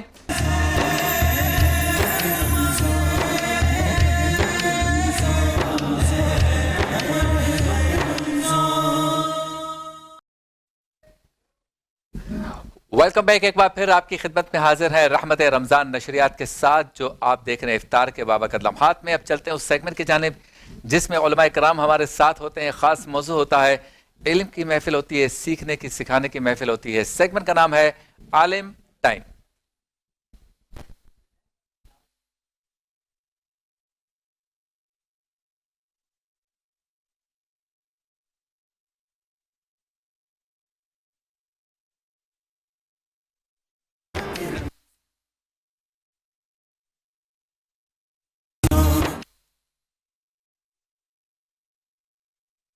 साहब आप दोनों का शुक्रिया, आप तशरीफ़ लाए। अच्छा मुफ्ती साहब, एक बड़ा कनेक्शन है क्योंकि रमज़ान में ही कुरान नाजिल हुआ, तो आसमानी, पहले तो ये बताया कि आसमानी जो जितने भी सहाइफ हैं या कुतुब हैं उसमें कुरान की इतनी अहमियत क्यों है, और उसकी तिलावत, उसके एक एक लफ्ज़ पर सवाब है, एक एक आयत पर सवाब है, इतनी ज़्यादा अहमियत कुरान की क्यों है बाकी आसमानी से जाकर, जबकि हम सबको मानते हैं। बिस्मिल्लाहिर्रहमानिर्रहीम, इहदिना सिरातल मुस्तकीम, सदक़ल्लाहुल अज़ीम। बहुत उम्दा सवाल है माशाअल्लाह। देखिए, ये कुरान मजीद फ़ुरक़ान हमीद की जो अहमियत है वो कई जिहतों के एतबार से, यानी कई एतबारात हैं कि क्या वजह है कि बाकी मुनज़्ज़ल मिनल्लाह, हालांकि उन किताबों को भी अल्लाह ने ही नाजिल किया है और उनको नाजिल करने वाली ज़ात भी अल्लाह ही की है, लेकिन कुरान की इतनी अहमियत क्यों है? तो उसकी जो बुनियादी वजह है कि पहले जो कुरान पाक के अलावा जो किताब है, जैसे तौरात शरीफ, ज़बूर, इंजील वगैरह या दीगर आसमानी सहाइफ, उनकी हिफाजत का ज़िम्मा अल्लाह ने नहीं लिया था। एक बात सही, ठीक है। कुरान की हिफाजत का ज़िम्मा इन्ना नहनु नज़्ज़लना ज़िक्र व इन्ना लहु लहाफ़िज़ून, ये अल्लाह का वादा है। एक बात। दूसरा ये कि कुरान पाक के अलावा दीगर जो किताबें या सहीफ़े नाजिल हुए वो सिर्फ नबियों को याद होते थे। लेकिन कुरान पाक की जो अहमियत है उसकी एक बड़ी वजह यह भी है कि अल्लाह फरमाता है वलक़द यस्सरनल कुरान लिज़्ज़िक्रि फ़हल मिन मुद्दकिर, कि हमने कुरान को याद करने के लिए, समझने के लिए आसान कर दिया है। लेकिन अच्छा, इसके अलावा दीगर, और इसके अलावा आप अंदाज़ा लगाइए कि कुरान मजीद फ़ुरक़ान हमीद मौला अली रज़ी अल्लाह तआला अन्हु का फरमान है ना, आप फरमाते हैं कि जब मेरा दिल चाहता है कि मेरा रब, अल्लाह, मौला अली का नाम सुनते ही देखें माशाअल्लाह, वाह वाह, क्या शान, जलाल आ गया, क्या बात है मौला अली की। वाह। और मौला अली का जिक्र पाक ऐसा है, हज़रत आज भी महफिल में किया जाए ना, एक रंग आ जाता है महफिल में। बेशक। तो मौला अली रज़ी अल्लाह तआला फरमाते हैं कि जब मेरा दिल करता है कि मैं रब से बातें करूं तो मैं नमाज पढ़ता हूँ, और जब मेरा दिल करता है कि मेरा रब मुझसे बातें करे तो मैं कुरान पढ़ता हूँ। क्या बात है। अच्छा, गुफ्तगू का क्या अंदाज होता है? गुफ्तगू में क्या होता है? गुफ्तगू में जैसे अभी हम दोनों गुफ्तगू कर रहे हैं, ठीक है, मैं बात कर रहा हूँ तो आपका एक रिस्पॉन्स आ रहा है, आप बात कर रहे हैं, मुझसे बात कर रहे हैं तो मेरा रिस्पॉन्स है हाँ कर रहा हूँ, नहीं कर रहा हूँ, जी कर रहा हूँ, वगैरह वगैरह। अब जब बंदा रब से बातें कर रहा है और रब उससे बातें कर रहा है तो रिस्पॉन्स तो आना चाहिए ना। वो रिस्पॉन्स क्या है? तो अल्लामा बंदा नवाज गसुदराज रहमतुल्लाह अलैह के वालिद गिरामी अल्लामा सैयद हुसैन यूसुफ राजा रहमतुल्लाह अलैह ने अपनी किताब, उनकी एक फ़ारसी किताब है पंदो नसाई, उसके अंदर वो लिखते हैं, फरमाते हैं रब का जवाब तुझे आता है, ये तेरी जो रब से जो गुफ्तगू हो रही है ना कुरान पाक के ज़रिए, ये रब का जवाब आ रहा है। तो जवाब कहाँ है? हम तो पढ़ते जवाब, हमें तो नजर सुनाई नहीं देता। तो कहा जब तू कुरान पढ़ता है तो हिलना शुरू करता है ना, तो ये जो हिलना है ना, ये रब का जवाब है। और आप वाकई गौर करें आप कि आप दुनिया के कितना ही बेहतरीन लिटरेचर उठाकर देख लें, आप किताब उठा कर देख लें, अखबार आपने कभी किसी को नहीं देखा होगा कि कोई अखबार पढ़ता हो तो हिलता हो, कोई किताब पढ़ता हो तो हिलता हो। खबरें उसको हिला दे, अलग बात है, वो एक अलग मसला है। लेकिन आप अंदाजा लगाइए कि वो कुरान पाक एक छोटा सा बच्चा भी पढ़ेगा ना, वो कुरान उसको एक सुरूर देगा और अल्लाह की तरफ से जवाब आना शुरू हो जाता है। ये दूसरी वजह ये कुरान पाक अल्लाह का वो कलाम है कि जैसे कि मैंने आपको अर्ज़ किया कि पहली उम्मतों में सिर्फ नबियों को अल्लाह की किताब याद होती थी, लेकिन कुरान पाक हुजूर की उम्मत के छोटे बच्चे के सीने के अंदर भी समा जाता है। क्या बात। दूसरी बात ये जो अहमियत की वजूहात बता रहा हूँ मैं ना, वजूहात क्या है कि कुरान क्यों अहम है। ज़बूर शरीफ के अंदर सिर्फ फ़ज़ाइल बयान किए गए, ठीक है, तौरात के अंदर सिर्फ अहकामात थे, इंजील के अंदर वाक़यात थे, और ज़बूर शरीफ के अंदर वज़ाइफ, फ़ज़ाइल ये बयान किए गए। और कुरान पाक अल्लाह ने ऐसी किताब उतारी जिसमें अहकामात भी हैं, जिसमें फ़ज़ाइल भी हैं, जिसमें वाक़यात भी हैं, जिसमें वज़ाइफ भी। गोया कि एक बिल्कुल सारी कंप्लीट पैकेज अदा कर दिया गया उम्मत को। बहुत खूब। अच्छा डॉक्टर साहब ये बताएं, आजकल हमारे यहाँ कुरान पाक का जो उमूमी इस्तेमाल है, सबकी बात तो नहीं कर रहा, لیکن عمومی استعمال ہے وہ رسمن ہو گیا. جیسے مثال کے طور پہ چومنا ہے, دم کرنا ہے, رخصتی کے وقت سر پہ رکھ دینا ہے, اونچی جگہ پہ رکھ کے سب سے کہنا ہے خاموش اوپر قرآن ہے, اس طرح کی مطلب چیزیں. ہم جب کہتے ہیں کہ بھئی یہ جو اوپر قرآن پڑا ہوا ہے, جو ابھی بیٹی کے سر پہ رخصتی کے وقت رکھا تھا یا دم کرنے کے لیے نکالا تھا, اس کی 2 رکوع کتنے سال پہلے پڑی تھی؟ تو اس کے پاس جواب نہیں. یا معنی کے ساتھ یا تفسیر کے ساتھ, یا آپ حضرات علماء کرام جو درس قرآن کرتے ہیں, دروس قرآن کرتے ہیں, اس میں کب شرکت کی تھی تو یاد نہیں ہے. اس رسمن عمل سے ہٹ کر عملی طور پر مستغرق ہو کے زندگی پہ نافذ کرنے والا قرآن جو ہے, اس کے بارے میں بتائیے کہ وہ کتنا تاثیر والا ہے, اس کے کیا اثرات ہوں. بسم اللہ الرحمن الرحیم. قرآن کریم کے نزول کا مہینہ ہے. قرآن کریم کے حوالے سے گفتگو ہو رہی ہے اور انتہائی اہم سوال آپ نے اٹھایا ہے. واقعی ایسا ہی ہے کہ ہم میں سے بہت سارے لوگ ایسے ہیں کہ جو سال کے اکثر ایام میں قرآن کریم کی طرف توجہ نہیں دیتے, قرآن کریم نہیں پڑھتے. اور بعض لوگ ایسے ہیں کہ جو پورا سال انتظار کرتے ہیں رمضان المبارک کا, کہ رمضان المبارک جب آئے گا تو رمضان المبارک میں قرآن کریم کی تلاوت کریں گے, چونکہ روایات کے اندر آیا ہے کہ رمضان المبارک میں جب آپ قرآن کریم کی تلاوت کریں گے تو زیادہ ثواب ملے گا. زیادہ ثواب کی خاطر ہم لوگ پڑھ لیتے ہیں. یہ بھی بہرحال اچھی بات ہے. آپ نے عمل کے حوالے سے بات کی. قرآن کریم ظاہر انسان کے لیے اللہ رب العزت نے اسی لیے نازل فرمایا تاکہ اس سے ہم ہدایت حاصل کر لیں اور سعادت حاصل کر لیں. ذالک الکتاب لا ریب فیہ ھدی للمتقین. یہاں پر یہ کتاب جو ہے وہ ہے کہ جو ہدایت ہے صاحبان تقویٰ کے لیے. دوسری جگہ یہ بھی فرمایا کہ ھدی للناس وبینات من الھدی والفرقان. یہ تمام لوگوں کے لیے ہدایت ہے. تو اس کتاب کے ذریعے انسان دنیا کے اندر بھی سعادت حاصل کر سکتا ہے اور اسی طرح آخرت میں بھی سعادت حاصل کر سکتا ہے. کیا بات. لیکن ہم میں سے بہت سارے لوگ, جیسے آپ نے بھی اشارہ فرمایا کہ رسمی طور پر قرآن کریم پڑھتے ہیں. یہاں ایک میں مثال کے ذریعے سے آپ کو سمجھانے کی کوشش کروں گا کہ ہمارا جو رویہ ہو چکا ہے نا قرآن کریم کو پڑھنے کا, صرف ثواب کی نیت سے پڑھ لینا, عملی زندگی کے اندر اس کو نافذ نہ کرنا. یہ دیکھیں ایک آدمی ایسا ہے نا کہ جو نماز پڑھتا ہے, نماز پڑھنے کی خاطر مسجد کی جانب جانا چاہتا ہے. قرآن تو عمل کے لیے آیا ہے. وہ آدمی اب نماز پڑھنے کے لیے مسجد کی جانب جاتا ہے. اب اس نے روایت کے اندر یہ بات پڑھ لی کہ جو آدمی نماز پڑھنا چاہتا ہے صاف ستھرے کپڑے پہن لے. صاف ستھرے کپڑے اس نے پہن لیے. خوشبو لگا لیں تو زیادہ ثواب ملے گا, خوشبو بھی لگا لی. اور اسی طرح قدم بڑھا کر جو مسجد کے جانب اگر جائے گا تو ثواب ملے گا ہر قدم کے بدلے. تو وہ قدم بڑھاتے ہوئے وہاں سے چلا جاتا ہے. اچھا, نماز سے پہلے اذان کا انتظار اگر کر لیں تو نماز ہونے کا ٹائم جب تک ہو جائے تو اس کا ثواب ملے گا, تو انتظار بھی کرتا رہا. ٹھیک ہے, تو اذان ہو گئی, یہ سارے ثواب. جیسے ہی نماز شروع ہو گئی اور تکبیرۃ الاحرام کا, وہ وہاں سے واپس پلٹا, واپس مسجد سے باہر نکل گیا.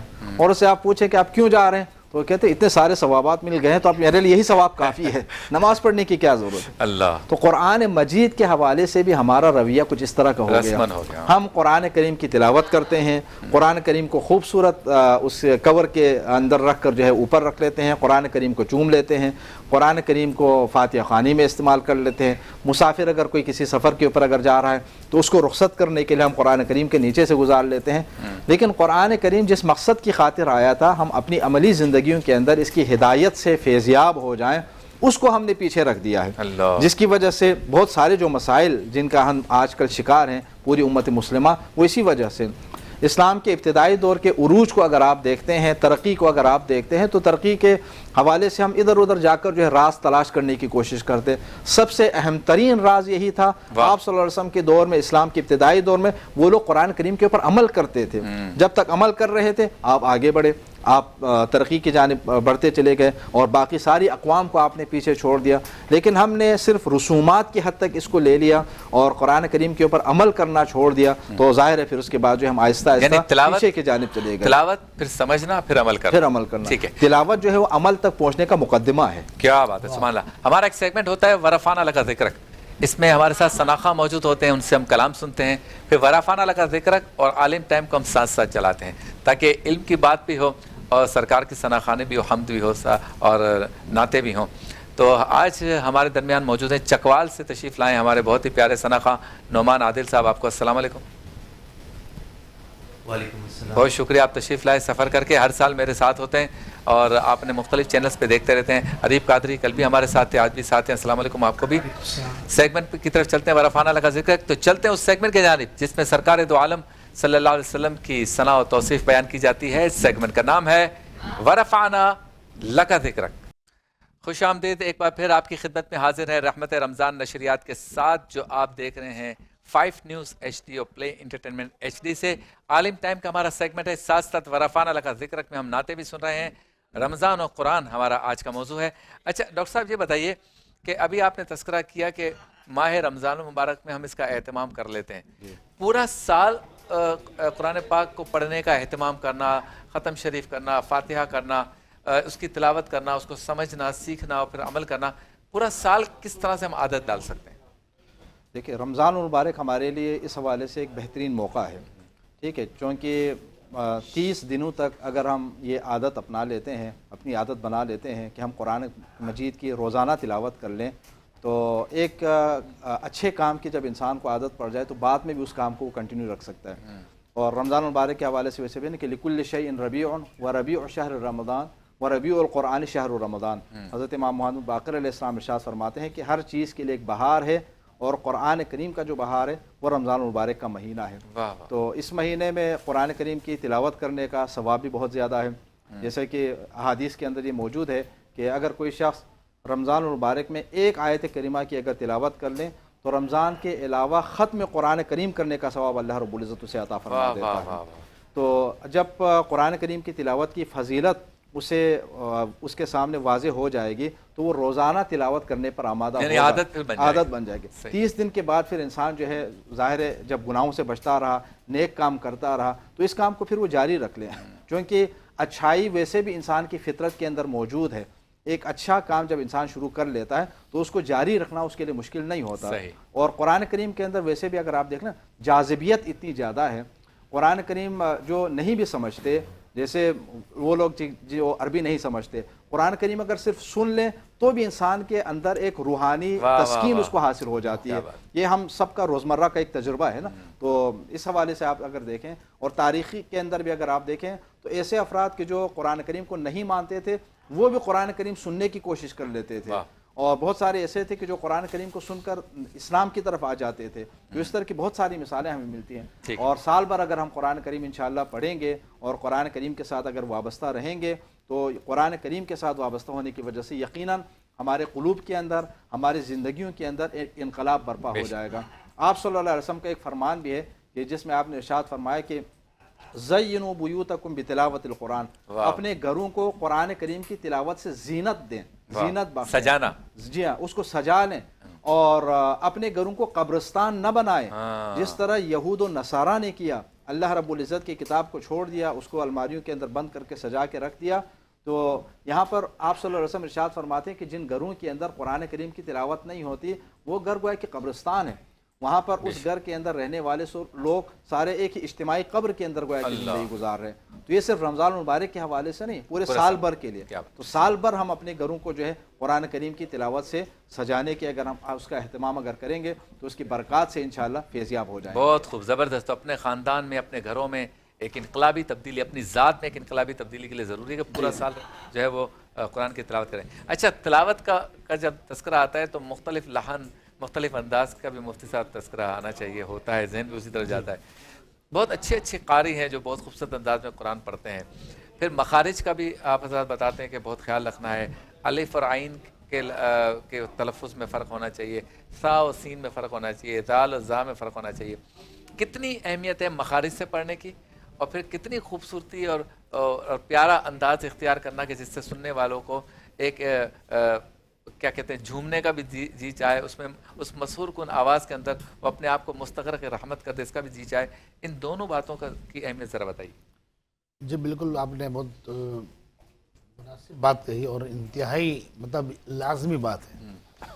देखिए, आप अंदाज़ा लगाइए, कुरान पाक वो किताब है अल्लाह की कि जब कुरान नाज़िल हुआ तो इब्तिदाअन जो कुफ़ार मक्का थे उन्होंने समझा कि ये आम सी बातें हैं और कहने लगे लौ नशाउ लकुल्ना हाज़ा इल्ला असातिरुल अव्वलीन, हम भी ऐसी बातें बना सकते हैं। लेकिन कुरान ने उनको चैलेंज दिए, वो पूरे चैलेंज पूरे ना कर सके। एक बात। दूसरा ये कि आप ये देखें, कुरान पाक अल्लाह की वो किताब है कि खुद रब ताला ने बताया कि कुरान को पढ़ना कैसे है। दो एतबार से फरमाया फ़ैज़ा क़राअतल कुरान फस्तईज़ बिल्लाहि मिनश शैतानिर रजीम, कि जब भी तो कुरान की तिलावत करने लगे सुनने वाले तो सबसे पहले आऊज़ु बिल्लाहि मिनश शैतानिर रजीम पढ़, एक बात। दूसरा ये कि कुरान मजीद फुरकान हमीद ने खुद फरमाया वरत्तिल कुरान तरतीला, कि कुरान को खूब ठहर ठहर कर पढ़ो। इसकी तफसीर में उलमा ने मुफस्सिरीन ने लिखा कि इससे मालूम ये होता है कि कुरान में अल्फाज की रियायत वाजिब है। यानी अगर मिसाल के तौर पर ज़बर ज़ेर को तब्दील करना, हरूफ से हरूफ को तब्दील कर देना, ये तो बहुत बड़ी ज़रूरत है। खाली आप जो उसका साउंड होता है, अगर वो साउंड भी तब्दील करेंगे तो कुरान के मानी तब्दील हो जाते हैं, अल्फाज तब्दील हो जाते हैं, या हरूफ बढ़ा देते हैं। तो इसलिए बाद का ऐसा होता है कि लोग बोलते हैं जी हम बचपन से कुरान पढ़ रहे हैं ना, तो हमें वो कुरान पढ़ना आता है, और अल्लाह ताला जो है वो सब कबूल कर लेता है, वो बड़ा गफूर रहीम है। तो यही बातें जब आप बिज़नेस कर रहे होते हैं, जब आपको बिज़नेस करना हो, तो आप एक मौलाना से इस्तिखारा करवाएंगे, उनसे दिल मुतमईन होगा, दूसरे के पास जाएंगे, दूसरे से मुतमईन होगा, तीसरे के पास जाएंगे। लेकिन जब ये कुरान की बात आती है तो आप बोलते हैं अल्लाह बड़ा गफूर रहीम है। बिलाशुबा कोई कुरान बिल्कुल ना पढ़े और रब उसको बख्शने पर कादिर है, लेकिन उसी का हुक्म है। उलमा ने फरमाया कि जैसा आपने सवाल के अंदर कहा कि हा और हा में फ़र्क करना जानता हूँ, ठीक है। मिसाल के तौर पर नस्तईन, एक तादाद है जो उसको गलत पड़ती है, नस्ताईन, इय्याका नअबुदु व इय्याका नस्तईन, लेकिन ता के बाद अगर अलिफ पैदा कर दिया तो ये बेमाना लफ्ज़ बन जाएगा। मैं आसान अल्फाज बोल रहा हूँ ताकि चूंकि आम लोग ज़्यादा सुन रहे माना होते हैं, तब्दील हो जाएगा। माना तब्दील नहीं होगा, तो बेमाना लफ्ज़ हो जाएगा। मतलब ये भी नस्तईन का माना क्या है कि ए अल्लाह हम तुझसे मदद तलब करते हैं, और नस्ताईन का कोई माना ही नहीं है। तो अब अंदर से उलमा ने यहाँ तक फतवा दिया, फरमाया कि इससे नमाज फासिद हो जाएगी। तो लिहाजा रियायत कुरान और कुरान की जो अहकामात हैं और मखारिज हैं वो आम ज़िंदगी में तो होने चाहिए, बल्कि मुसन्निफ़ बारिश शरीत मौलाना अमजद अली आज़मी रहमतुल्लाह तआला ने लिखा है कि जो हा और हा में फ़र्क न कर सकता हो, सीन स्वाद सा में फ़र्क न कर सकता हो, फरमाया ऐसे शख्स को नमाज पढ़ाना नाजायज़ है, मना है, और उसकी अपनी भी नमाज नहीं होगी जब तक कि वो खुद ज़माने कोशिश में ना हो। तो इसलिए जितने नाजरीन हैं, जहाँ हमने आखिरी बात के बाद ख़त्म करता हूँ, जहाँ हमने इतने हिसाब किताब सीखे सिर्फ दुनिया को बेहतर बनाने के लिए, तो ये तो वो किताब है कि जो कब्र में भी काम आएगी, हश्र में काम आएगी। जब बंदा कब्र में पहुँचेगा, हदीस पाक में आता है, कुरान उसके पास आएगा और कुरान कहेगा तूने दुनिया में मेरा ख्याल रखा, तूने मुझे थामे रखा, आज मैं तुझे तन्हा नहीं छोड़ूंगा। तो लिहाजा जहाँ हमने इतने हिसाब किताब और इतने दुनिया में मामला सीखे, सीखने चाहिए, अच्छी बात है। कुरान पाक के लिए भी टाइम निकाला। आपके यहाँ डॉक्टर साहब मखारिज के पर जोर दिया जाता है वैसे? जी बिल्कुल, तजवीद के ऊपर ज़ाहिर कुरान करीम हर ज़बान को अदा करने का, पढ़ने का, बयान करने का अपना एक ख़ास अंदाज़ होता है ना। तो अरबी का जो अंदाज़ है उसके मखारिज के ऊपर तवज्जो देना जो है वो ज़रूरी है। तो इसके लिए तजवीद की क्लासेस वगैरह होती हैं, तजवीद का ख्याल रखा जाता है, क्योंकि हम अपनी ज़बान में तो अलिफ और आइन को हम एक जैसा पढ़ते हैं, ठीक है, हम अहमद कहें या अली कहें एक ही अंदाज में, लेकिन जब आप उसी को अरबी में जब ले जाएंगे तो ज़ाहिर फिर वहाँ पर फिर आपके यहाँ इराक़ में, ईरान में, शाम में, मिस्र में बहुत ज़बरदस्त, जी वहाँ पर बड़े बड़े कुर्रा होते हैं। ईरान के अंदर आजकल बहुत ही बड़े बड़े कुर्रा हैं। वो आजकल जो बैनुल-अक़वामी क़राअत के मुकाबले होते हैं, अगर आप देखते हैं तो वहाँ पे ईरानी कुर्रा जो है इस वक्त मिस्र के जो कुर्रा हैं उनके मुकाबले में बच्चे काफ़ी आगे जा रहे हैं, बच्चे भी काफ़ी आगे, हिफ्ज़ कुरान करीम का भी काफ़ी अहतमाम है। हम एक मुख्तसर सा वक्फा लेंगे, वक्फे के बाद जब लौटेंगे तो यहाँ पे दस्तरखान सजा होगा, क्योंकि रौनक इफ्तार का हमारा सेगमेंट होगा, और उसमें इंशाअल्लाह ताला मुफ्ती साहब फजीलत बयान करेंगे आज सूरह कौसर की। इसके बाद मुनाजात, दुआ, और जैसे जैसे इफ्तार का वक्त करीब आएगा कराची उसके मज़ाफ़त में अज़ान मगरिब यहाँ से लाइव दी जाएगी। आपने खजूर तब खानी है जब हमारे स्टूडियो से अज़ान हो, उससे पहले रोज़ा इफ्तार नहीं करना है, कराची वालों को कह रहा हूँ। बाकी जहाँ जहाँ हो रही है वो आपको इत्तलात मिल रही है। चलते हैं ब्रेक की जानिब, ब्रेक के बाद होती है आपसे दोबारा मुलाकात।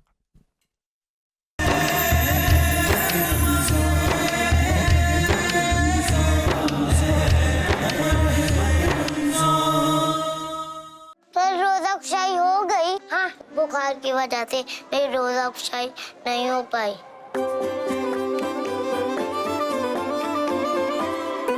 लाइको है ताकि तुम्हारी रोज़ा अफ़ज़ाई अब मिस ना हो। थैंक यू यार। रमजान की खुशियों को महफूज रखें लाइफ बॉय के साथ। तुम्हें तो मुझसे ज़्यादा गिफ्ट मिले। चना चाट में नूडल्स,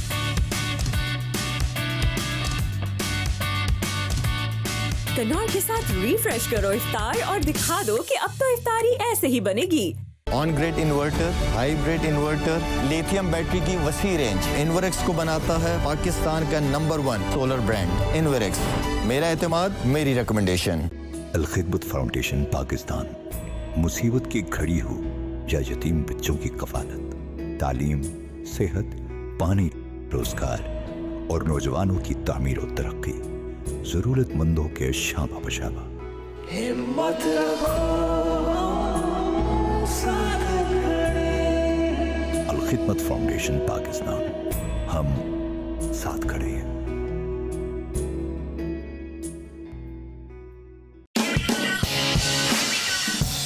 क्रिकेट का मैदान, असली पावर का इम्तिहान, जहां रन्स की रेस होगी और विकेट की चेज। तो तैयार हो जाएं, क्योंकि अब खेल में होगा असली पावर का शोडाउन। होगी किसकी जीत, किसकी हार। चैंपियंस ट्रॉफी 2025 की लेकर आ रहे हैं स्पेशल ट्रांसमिशन, जिसमें एक ऐसा शो है जो गेम का पेस बदल देगा। Power play, expert analysis, exclusive insights और हर मैच का थ्रिलिंग ब्रेकडाउन, सब कुछ मिलेगा यहीं पर। कौन बनेगा नया चैंपियन? आपकी पसंदीदा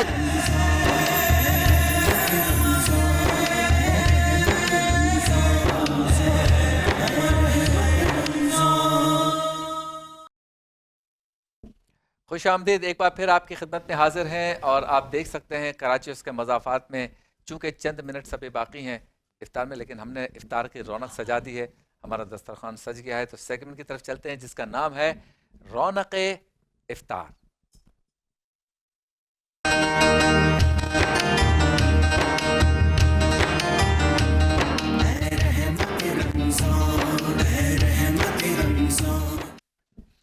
रौनक इफ्तार में हमारे साथ सना खां भी मौजूद है, उलमा इकराम भी मौजूद है। आज जो फजीलत बयान की जाएगी वो सूरह कौसर की। जी मुफ्ती साहब। बिस्मिल्लाहिर्रहमानिर्रहीम। सूरह कौसर, कौसर जो है इसमें मुबालगा है। अच्छा, ठीक है, यानी हर चीज़ कसरत से अदा की गई। अच्छा, इसका शान नुज़ुल में बयान कर दूँ मुख्तसर कि सरकार दो आलम अलैहिस्सलाम के जब शहजादों का इंतकाल हुआ तो कुफ़ार ने मजाक उड़ाया, कहा कि मोहम्मद तो अबतर हो गए, बेनसल हो गए, नऊज़ुबिल्लाह। अल्लाह। तो रसूलुल्लाह अलैहिस्सलाम की ये शान है कि अल्लाह ने आप पर एतराज़ हुए, जवाब अल्लाह ने अता फरमाए। तो पहली बात जो रब्बुल आलमीन ने फरमाई ना, कुफ़ार ने जब मजाक बनाया, अल्लाह ने फरमाया इन्ना आतैना कल कौसर, ए हबीब बेशक हमने आपको कौसर अता कर दिया। अब ये कौसर जो है ना, कौसर एक तो है जन्नत में कौसर नहर है, वो अता कर दी, ये भी मुराद है। ठीक है। एक कौसर चूँकि इसमें मुबालगा है, मुबालगे का सिगा है, यानी हर चीज़ कसरत से अता की कि महबूब आपको अगर इल्म दिया तो कसरत से दिया, खूबियाँ दी तो कसरत से दी, इख्तियार दिया तो कसरत से दिया, नूरानियत और रूहानियत दी और जमाल दिया, कमाल दिया।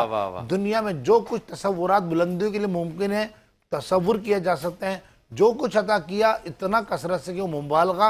और तफजील में यही फ़र्क होता है। इसमें तफजील जो होता है उसमें ये होता है कि ये चीज़ उसके बराबर है, एक डायरेक्शन होती है, एक हद होती है। लेकिन मुबालगे में ऐसा नहीं होता है। मुबालगे में होता है कि इसकी कोई इंतहा नहीं है। महबूब क्या मतलब, यानी आपको अल्लाह ने हर चीज़ कसरत से अता फरमाई है।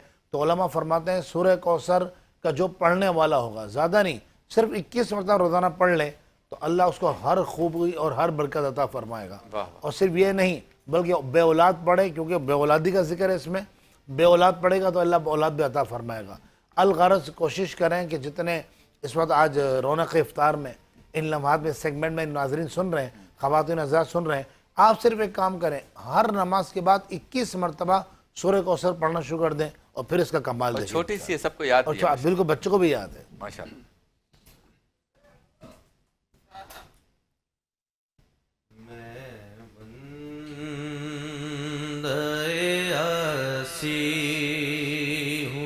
अल्लाह। खताकार हूँ मौला, मैं बंदे आसी हूँ। खताकार हूँ मौला, मैं बंदे आसी हूँ। मैं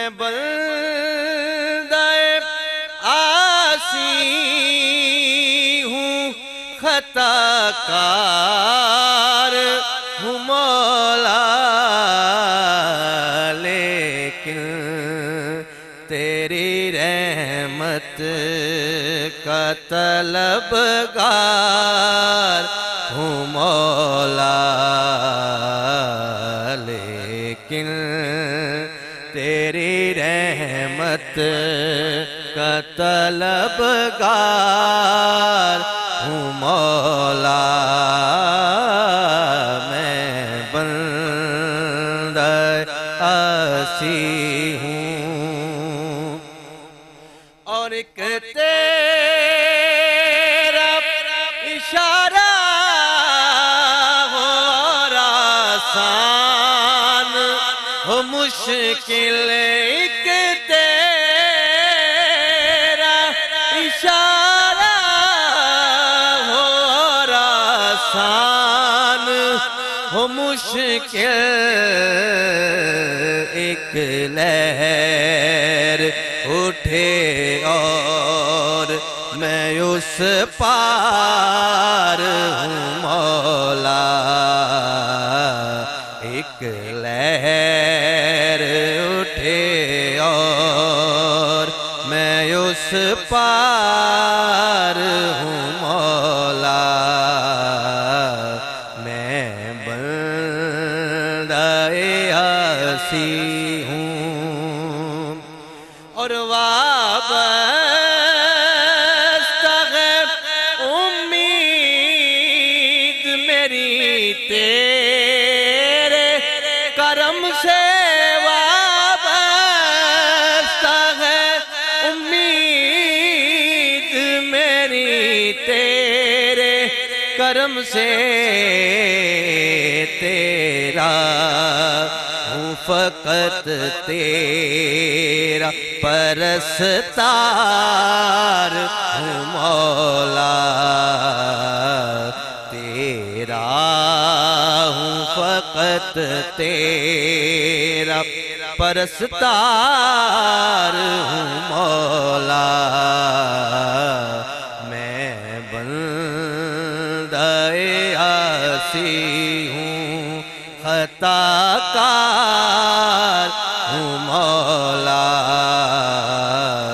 لیکن تیری رحمت کا طلبگار ہوں مولا۔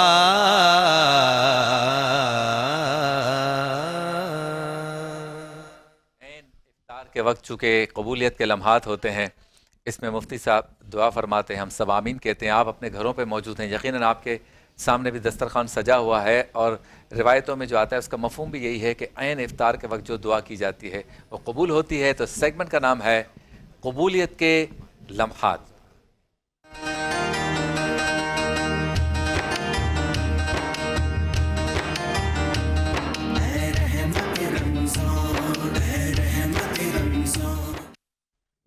اللهم صل على سيدنا ومولانا محمد معدن الجود والكرم وآله وبارك وسلم یا ارحم الراحمین، یا رحمان یا رحیم، تیرے کرم تیری عطا سے تیرے بندے تیری بندیاں ہم سب نے ان قبولیت کے لمحات میں ہاتھوں کو پھیلایا ہے۔ اے اللہ تو ہمارے گناہوں کو معاف فرما، ہمارے اس دل میں قرآن کی محبت داخل فرما دے، شب و روز قرآن کی تلاوت کرنے کا ذوق و شوق عطا کر دے، تو ہمیں اور ہمارے بچوں کو اور ہمارے اہل خانہ کو نمازیں پڑھنے کی توفیق عطا فرما۔ یا رحمان یا رحیم، اے خالق جیسا بندہ تجھے پسند ہے تو ہمیں ایسا بننے کی توفیق عطا کر دے۔ یا رحمان یا رحیم، جو بیمار ہے مولا، جو وینٹیلیٹر پر ہے، جو آئی سی یو میں ہے مولا، تو ان سارے مریضوں پر کرم نازل فرما دے۔ اے اللہ جب تک زندگی کا آخری سانس باقی ہے، مرتے دم تک دنیا والوں کی محتاجی سے بچانا۔ یہ ہاتھ ان قبولیت کے لمحات میں تیری بارگاہ میں پھیلے ہوئے ہیں، مرتے دم تک ان ہاتھوں کو دنیا والوں کے آگے پھیلنے سے محفوظ فرما دے۔ یا اللہ جو ہمارے بھائی بہنیں بیٹیاں جو رشتے کے انتظار میں ہیں، اے اللہ ہمارے بچوں کے نصیبوں کو بلند فرما۔ یا رحمان یا رحیم، ہماری اولادوں کو ہماری آنکھوں کی ٹھنڈک، بخشش اور عزتوں کا ذریعہ بنانا۔ یا اللہ ہمارے گھرانوں میں سکون عطا کر دے، جن کے گھروں میں لڑائیاں ہیں، جھگڑے ہیں، نفرتیں ہیں، کدورتیں ہیں، اے اللہ ساری نفرتوں کدورتوں کا خاتمہ فرما دے۔ یا رحمان یا رحیم، جتنے بے روزگار ہیں اے اللہ ان لمحات میں بھی جن کے دسترخوان سونے پڑے ہیں، یا رحمان یا رحیم اے اللہ ان بے روزگاروں کو آسان اور حلال روزی عطا کر دے اللہم اے اللہ حاسدوں کے حسد، ظالموں کے ظلم اور شریروں کی شرارتوں سے محفوظ فرما لے، عافیت اور راحت والی زندگی عطا کر یا رحمان یا رحیم۔ خوش نصیب مکہ مکرمہ اور مدینہ منورہ پہنچ چکے، اے اللہ ان خوش نصیبوں میں تو ہمارا بھی نام شامل فرما دے، جو جا رہے ہیں، جن کو رکاوٹیں آ رہی ہیں، اپروول نہیں آئی ہے، ٹکٹس کے مسئلے، اللہ تو سارے مسائل کو ختمہ فرما دے یا رحمان یا رحیم۔ پاکستان کی حفاظت فرما، اللہ پاکستان کو عزت عطا فرما، عالم اسلام پر کرم نازل فرما، غزہ کے مسلمانوں کے لیے غیب سے مدد نازل فرما یا رحمان یا رحیم یا حنان یا منان۔ جن خوش نصیبوں کے والد اور والدہ حیات ہیں، اے اللہ ہمارے والدین کا سایہ سلامت رکھنا، ان کی دعائیں ہمارے حق میں مقبول مستجاب فرمانا یا رحمان یا رحیم۔ جن کے والدین فوت ہو گئے، مجھ سمیت جن کے والدین فوت ہو گئے، اللہ ہمارے والدین کی بے حساب بخشش و مغفرت فرما، ہمارے والدین کو کروٹ جنتیں عطا فرما یا رحمان یا رحیم۔ اے خالق مالک، جن کے کاروبار نہیں چل رہے، چلتے ہیں پھر رک جاتے ہیں، رکاوٹیں آ جاتی ہیں، اے خالق مالک، اے اللہ سب کے رزق حلال میں برکت عطا کر دے، رکاوٹوں کا خاتمہ کر دے، جو جادو میں مبتلا ہیں تو انہیں شفا عطا کر دے، جو عاصب میں مبتلا ہیں تو انہیں بھی شفا عطا کر دے، جو نظر بد کا شکار ہیں تو انہیں شفاؤں سے نواز دے یا رحمان یا رحیم۔ تیرے بندے تیری بندیاں ہم سب ہاتھوں کو پھیلائے اس یقین کامل کے ساتھ حاضر ہیں کہ یقیناً دعائیں قبول ہوتی ہیں، یہ وہ لمحات ہیں۔ اے خالق و مالک، اے حنان و منان، ہم تنہا ہیں، ہم ٹوٹ چکے ہیں، ہم بکھر چکے ہیں، اے اللہ تو ہی سنبھالنے والا ہے۔ اے رحمان اے رحیم، آج جو کوئی تیری بارگاہ میں ہاتھوں کو پھیلائے حاضر ہے، جو بھائی، جو بہنیں، جو بیٹیاں، جو اس وقت ہاتھوں کو پھیلائے حاضر ہے، جس کی آمین تیری بارگاہ میں قبول ہے، اے رحمان رحیم تو اس کی آمین کا صدقہ ہماری دعاؤں کو قبول و مقبول فرما لے، غیب سے ہمارے لیے مدد نازل فرما دے، پریشانیاں دور فرما دے۔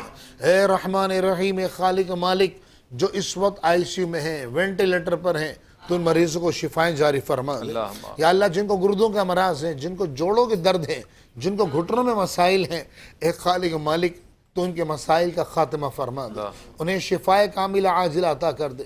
اے رحمان اے رحیم، جتنے بھائی، جتنی بہنیں جو دل میں جائز مرادیں لیے بیٹھے ہیں، جو آرزویں لیے بیٹھے ہیں، اے اللہ اے رحمان رحیم دیکھ تو صحیح پروردگار، کس طرح تیرے بندے تیرے بندیوں کے سر جھکے ہوئے ہیں، کس طرح ہم نے بھکاریوں کی طرح ہاتھ پھیلا رکھے ہیں تیری بارگاہ میں۔ یقیناً تیری بارگاہ میں مانگنے والا کبھی ناو مراد نہیں لوٹتا۔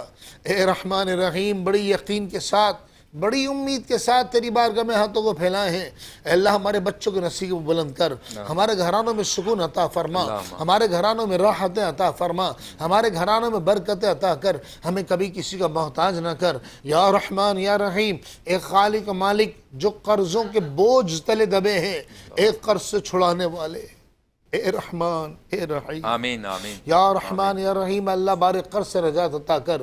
میں یہ کیوں کہوں، مجھ کو یہ عطا ہو، وہ عطا ہو، وہ دے کہ ہمیشہ ہی میرے گھر بھر کا بھلا ہو، مٹی نہ ہو برباد پس مر گلا ہی، جب خاک اڑے میری تو مدینے کی ہوا ہو، جب دم واپسی ہو یا اللہ لب پہ ہو لا الہ الا اللہ محمد رسول اللہ۔ آپ سے ملاقات ہوتی ہے اذان مغرب پر۔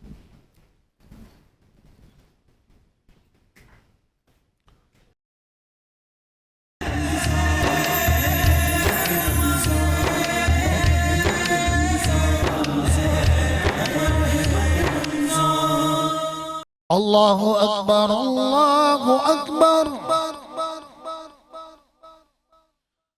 اللہ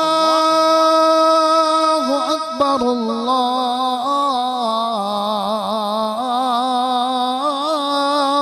اکبر اشہد ان لا الہ الا اللہ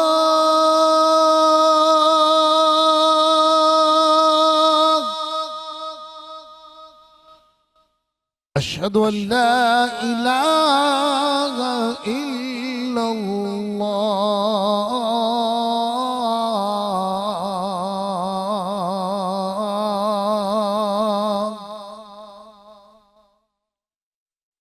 اشہد ان محمد رسول اللہ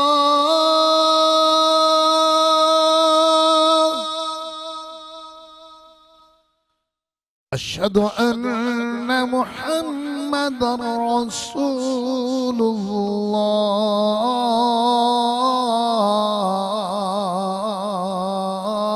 الله حي على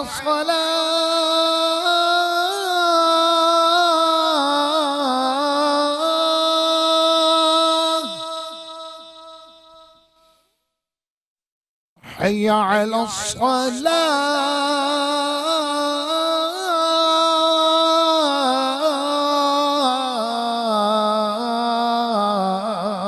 الصلاة حي على الفلاح حي على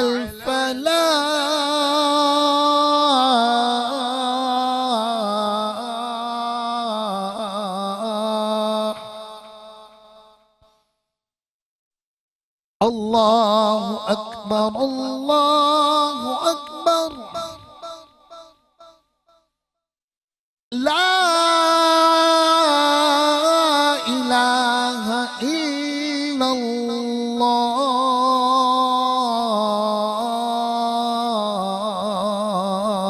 الله اللهم رب هذه الدعوة التامة والصلاة القائمة آت سيدنا محمدا الوسيلة والفضيلة والدرجة الرفيعة وابعثه مقاما محمودا الذي وعدته وارزقنا شفاعته يوم القيامة إنك لا تخلف الميعاد برحمتك يا أرحم الراحمين.